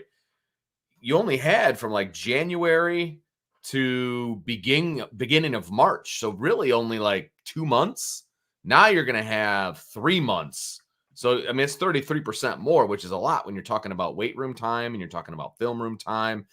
And then also the mental side of it, you've had these 15 practices where you've absorbed all of this information. Now you can really kind of take it in and delineate where things are, take a step back, because you're not drinking through the fire hose anymore. Right. It's okay. Now I've got time. I don't have another practice until August. So I can kind of focus on getting myself right mentally. And that's kind of with the way all I the see it. lessons they learned in those 15 practices. Absolutely. Because Right. you've got all of that. Like you've been inundated with all that. Now you can process it. Because you know what? If you're coached correctly, when you're home Yeah. working on your routes in your head, You're hearing. you keep hearing Chancey Stuckey's voice. Absolutely. You keep hearing his coaching point that he says to you over and over and over again in practice. And that's part of the reason that you say it to those kids over and over again, because you want it to stick. Yeah. To where it's just in their head.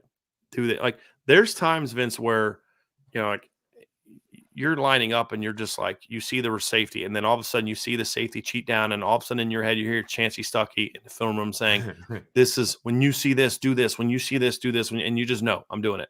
Right. And it's just like you just hear this voice, right? Yep. And that comes because you just had those 15 practices where Coach Stuckey every day was getting on you about stick that top and lean them and stick them, right? Lean them and stick them. And you say it a million times, right? One of the expressions I would say to my receivers is accelerate through the look back, accelerate through the look back. You say it a million times. So then when they look back, their just immediate thought is they hear my voice, accelerate through the look back, and then their speed picks up. It doesn't actually pick up, but in their head, they think it is, which means they don't slow down. Because every time you look at, can I explain what that means? Because some people may not understand that. Yeah. When you look back for a ball, you naturally slow down. Right. You just naturally see where you're going. Right. You naturally slow down. And so speed up through the look back, that means, okay, I need to keep going. I need to speed up. And then that continues. That makes you basically staying the same speed that you were, essentially. So, yeah, I love that coaching point. Yeah. Thank you. Yeah. Thank you, Vince. All right. I love the saltiness of this super chat right here. Nathan Milton, thank you for the super chat. Can ND hide HYDE from SEC speed? Yes. That's a little salt. I don't. There's a lot of people upset about something that was said, and I guess in another show that had to do with that. Nathan says, "Brian, are you hiding my super chat?" We just hadn't got to it yet, man. Just hadn't got to it yet. But there's some saltiness about what's being said. This is why I don't watch other shows, man. So here's what it is. Just saying. Yeah. Just saying.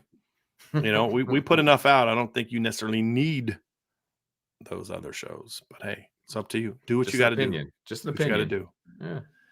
Mike Sullivan says, sorry if you already talked about it, but how was the crowd? A decent size for as crappy as the weather was and how bad the parking was, Vince. Yeah. The parking was horrible, and not managed very well, in my opinion, either. Well, did they manage it at all? I didn't. I got there really early. They had it blocked off when I tried to get in, and if they would have let us joy in, slot's torn up. I mean, the hockey lot, there was a ton of spaces in the hockey lot when I walked in, but you couldn't get to the hockey lot because they wouldn't let you turn in there. But anyway, this is really weird. Yeah, it was really weird, but I was actually surprised. Like, it didn't start out very strong. Obviously, they had the upper bowl blocked off, as they always do during the spring game.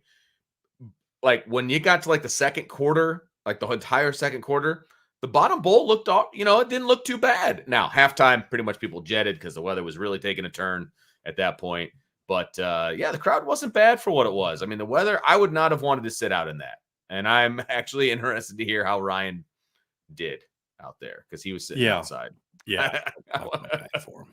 I told him he could get a spot up in the booth, but he was hanging out with his dad. So yep. Here's a fun question, Vince. I'm going to ask this one because I want you to answer it first. Okay. Who is, and you can say yourself if you think that's the answer. This is from Ray Holcraft. Who was the most raw immediately after a game for post-game show? Who gets the most chapped after a loss? Vince or Sean or Brian or maybe Ryan? Vince is hilarious post-game, especially when Notre Dame loses. I was going to say. Let's take this a couple. Who is the most raw immediately after a game? I'm pretty sure it's probably me. I don't wear it on my face very well when I'm upset. and You mean you everybody don't knows hide it. it on your face? Right, that's what I'm saying. Like Yes, I you definitely the wear it on your I face. wear Okay, the yeah. upsetness. Like Yes. I don't wear professionalism very well No. when I'm mad about a loss. Okay. No, we're leaving Ohio State and Vince is peacocking. Like he's like shoulders out, elbows out, purposely bumping into people, trying to start a fight. As I'm trying to publish a post-game story. I'm like, Vince, man, it's 110,000 to 5. Okay. Yeah. So I have not been that angry about a game in a Yeah. really, really long time. well, it started before really the long game because we time. had a couple obnoxious true. things happening before the That game. is but very Vince was true. salty that game. I Okay, was how very about who salty. gets the most chapped after a loss? It's between me or Sean, I think. Yeah. I will think say he gets pretty this. emotional. I am my most raw and chapped after a loss than I ever am. But I'd have to go with Vince is the most raw after games. Mm-hmm. Sean gets the most chapped after a loss. Okay, that's a good Is delineation. that fair? I like that. Yeah, it is. Because you can see it too. Because when Vince is talking or I'm talking, Sean kind of leans down, Yes. his eyes squint, and you know when Driscoll throws it to Sean, just sit back, grab the popcorn, and get ready because he is ready to go off. Yeah. And those are fun those are fun. Like those are fun to listen to. I'm not gonna lie to you because Sean's a pastor, right? Sean always tries to play like Sure. not play, but Sean, it's just in his nature to kind of always just, I don't know, look for the bright side, be a little bit, devil's advocate and defend this and defend that. But when something happens in a loss, and you know what really sets him off when he feels like there was a lack of toughness or preparation or like just silly, dumb things, but you can see it. He starts really slumping over and his eyes get really zeroed in. And you can even see his jaw starting to get a little bit like this. And you know that he's about to go. It's the hunched over part that you're like when he kind of gets in here. Yeah. Yeah. And you know something epic is about to happen on the show. You absolutely know it. So yes, Vince is the most raw. Vince is very raw post game, good and bad. Yeah. Notre Dame's either about to win the rest of their games for the next 10 years or he's ready to go on a spree after every game. Well, and anybody that watched the game with us, remember we did the live game watch. I think it was USC. Yeah. There, I can't handle my emotions during a game, and I'll be the first, especially when I'm at home. That's why Vince had himself on mute a lot of the time. Yes, I did. And you're like, "Hey, you need to talk. We're live." I'm like, "Here to watch you react to a game." We're saying, "Use your words, Vince. Use your words." It's like I'm Vince most raw, Sean most chapped. I feel like Ryan gets real quiet after a loss. Yeah. Like I have to make him talk and then he'll go off. But like Ryan just gets like really like after a loss. I feel like Ryan gets just kind of like into his own self. Like he just doesn't want to talk. Like he gets really mad and doesn't want to talk. But yeah, I think that's a great question, Ray. Really, really great question. I just lost the question from, I was going to ask a question and I accidentally unstarted it. And it was about, oh shoot, where the heck was that? I had a really good question here, Vince. I'll just ask this. I'll let you ask this one first while I look for that other one. Okay. I just had one that I was going to lose. From Terry Gillery, how do you think NFL scouts would compare Hartman's last season at Wake and Book's last season at Notre Dame? In other words, which player would have better NFL potential? So based on the last time we saw them on a college football field, who has the better potential? Yeah, that's an interesting one because it is. I don't know. Like, I don't know how the rest of the NFL saw Ian Book.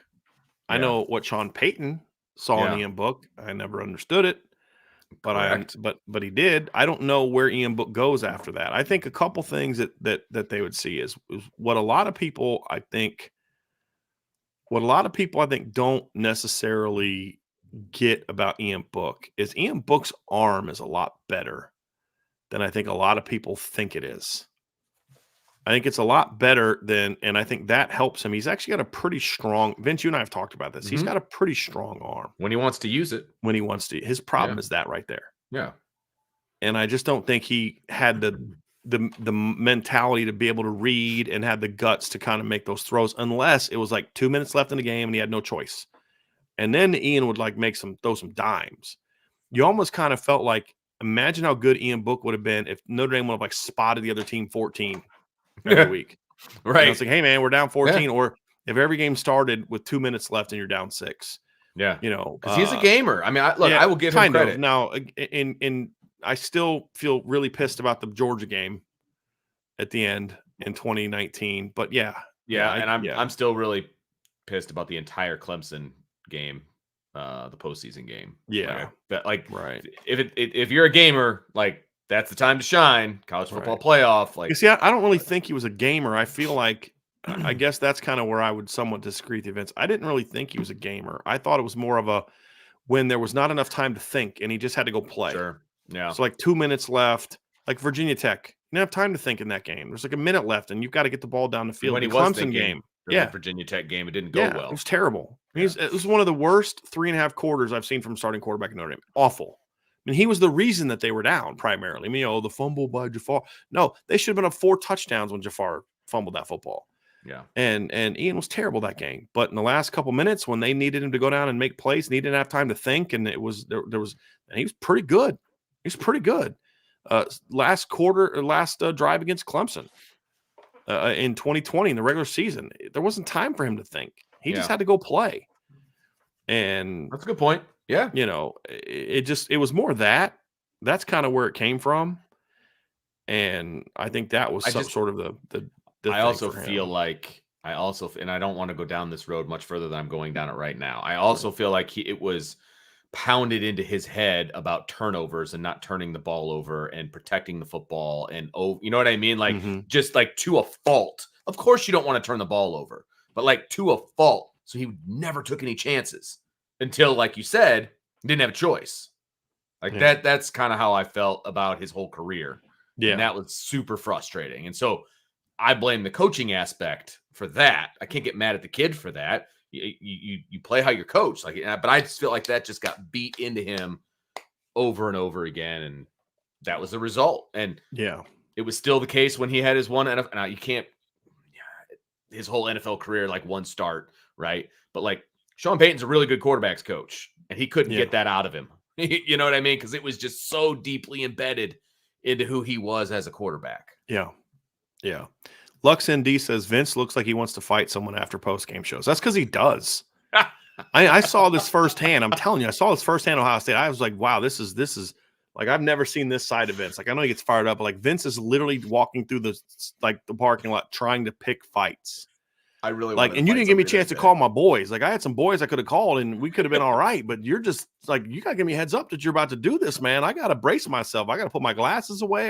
You know what I mean? Like, you gotta give me a heads up on this, cuz I don't know what you're all fired up about. Like, you need to give me a little bit of a stance. You know what I mean? I don't know that I've ever in my lifetime on that day, from start to finish, like when we got there, the game and post game, I don't think I've ever wanted to fight somebody more in my entire life. And I don't know why. Yeah. It was like something just wild.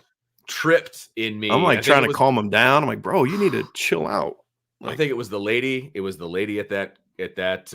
When I had to pull you in the car because you were going to jump out of the car and fight that lady. I was like, Vince, man, come on, dog. You got to chill out, man. That's what started it. Yeah, it was bad. We were having a great day that day. We were having a great day. It was a rough one. That was a rough one. It was great. It was a rough one. Tom Frowley, here's a question, Vince. All right. CJ Carr will continue to catch flack from the Notre Dame hater recruiting services. It will remain so until he shuts them all up. Can't wait for that. I don't know if it's necessarily, I mean, I think in some instances it might be that, but first of all, 3 of the recruiting services have CJ Carr ranked pretty high. I'm going to pull it up here real quick, but I'm pretty sure at least 3 of them have him as a top 100 or top 30-ish player, right? Let me pull up his all of his rankings. So I know that Rivals has him at number 18, and the number 4 quarterback. ESPN has him ranked 35th, but they have him as number 3 quarterback. 247 has a number 37 and a number 5 quarterback. Those are all fair. I'd have them a little higher than that, but I'm those are fair. And then On3 has him ranked number 192 and the number 12 quarterback. That's just stupid. That's just stupid. That's just Wow. dumb. Like, Well, that's just when it's one outlier, right. like either direction, to be honest Right. with you. When it's one outlier, it's like, Right. That's just dumb. yeah, That's just dumb. So I'm not upset about the other ones. It's the on 3 ranking, but even then, I think I still would have CJ higher in the. It's the quarterback ranking. Like, there's no way, even though 247 Sports has him as the number 5 quarterback. To me, I have a hard time believing that there's 5 like a lot. They have Jaden Davis 11 from quarterbacks Providence Day higher. ahead of them. Ask Antoine Johnson, who's a Michigan fan in our chat. He'll tell you CJ Carr is better than Jaden Davis. He's not the number 2 quarterback in the country. They got Elijah Brown from Mater Dei, who's a good player, but not the number 3 and not better than CJ Carr. And they have Julian Sayin ahead of him. Julian Sayin's not in the same, is just not as good as CJ Carr. And you know who else thinks that? The guy that Julian Sayin's currently committed to, Tommy Reese, because he could add either one of them, and he chose CJ. That's true. So I to me, it's more of that ranking than the national ranking. To me, Raiola I can live with because the physical tools are spectacular. He's sturdy. He's got a huge arm. He's a good athlete. I get all that. I'm cool with that. I would rank CJ higher, but the ceiling is incredibly high for Dylan Raiola. There's not another quarterback in this class that should even be in the conversation of being ahead of CJ Carr at this point in time. There just isn't.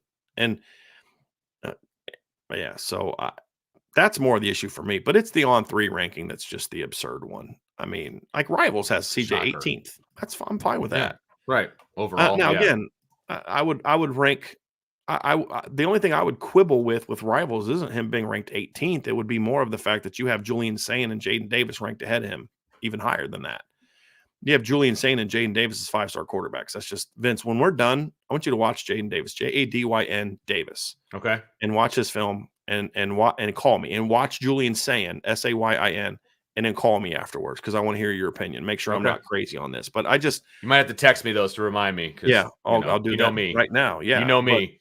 But that's, I mean, you can even start watching now. But I mean, to me, that's hey, I just texted you their 2 names. You can start watching their film now.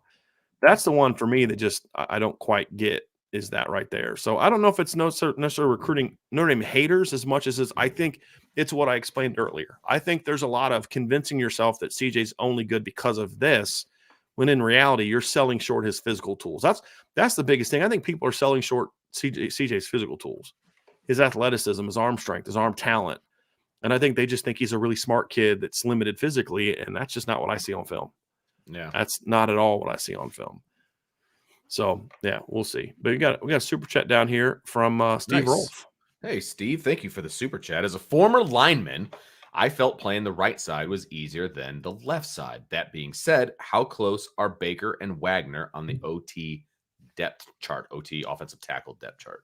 Steve, while we're answering this question, can you do me a favor and explain to me why you think that is? I would love to hear this from an offensive line because I never played offensive line, so I can't. I have a couple of ideas, but it would only be because of what I've seen, not what I've actually. I'd be very curious to hear like the reasoning for that. That'd be a fascinating answer, Steve. And so again, I'm not asking because I'm like, you're nuts. You got to explain yourself. I would really be fascinated to hear why that is from someone who played the offensive line. Absolutely. And the answer is going to be different for different people. I mean, we've said this before. There's guys that you look at and I can move this guy over the left side, or I can move this guy to the right side, and then you move him, and they're like, "Oh my God, this guy cannot play with the opposite hand at all." Right. And it's something that seems so simple to some people. You have one hand on the ground versus the other hand on the ground. Your feet are obviously in a different place. Right. You kick different, when you're in pass sets. I mean, it's a mirror image of what you're doing, and some guys can do it, and some guys can't. I mean, that's just yeah.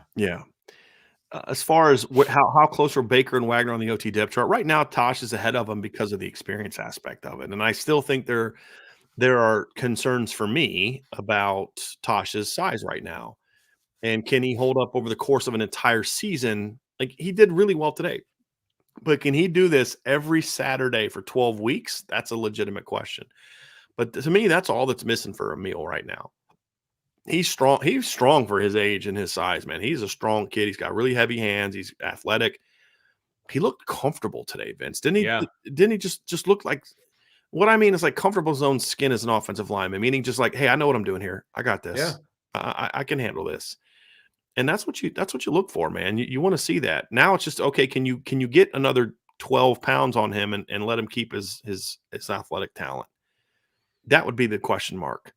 And if you can do that, then I'd feel a lot better about, where you'd have him. Just want So to see him a little bigger in the seat. You know what I yeah, mean? Like I want yeah, him to have a little bit of a bigger backside for me to like certain things you look for when you're looking at an offensive tackle. mhm, Want to see a little bit more there. He's a little skinny yet, but you're right, a little bit more weight, and I think he could be really good. yeah, I think he could be really good. yeah. Steve, so two guys responded to that question that we asked Vince Nice. and Steve, thanks again for the super chat. So sorry, Johnny S said it was simple for me. It was because I'm right-handed, which that makes sense. So I know some Dominant to people the that are right side. Yeah. very coordinated with their non-dominant hand. Like, Sure. and have you ever seen me try to throw a football with my left arm, Vince? It is awkward. I just because I've never done it. It just my Sure. body is not trained to do that. And some like my left hand is actually stronger. Like so, if I'm trying to squeeze something off, I'll actually Oh, use my left interesting. hand. Yeah, it's very Huh. strange. But I'm just not as my left arm. I'm just not as coordinated with things. My wife is literally ambidextrous. She can like write and bowl with both hands. It's wild. Nope. Um, but his thing is Johnny. That makes sense. That one I get. And then Steve said also answered. He said stepping with the right step first was way easier. Putting my left hand down seemed awkward. I'd say it's like a basketball. Going right is easier than going left if you're right-handed. That makes sense. Yeah. That makes sense. I was not very good dribbling with my left hand. I just Sure. again because I'm not real coordinated with my left hand.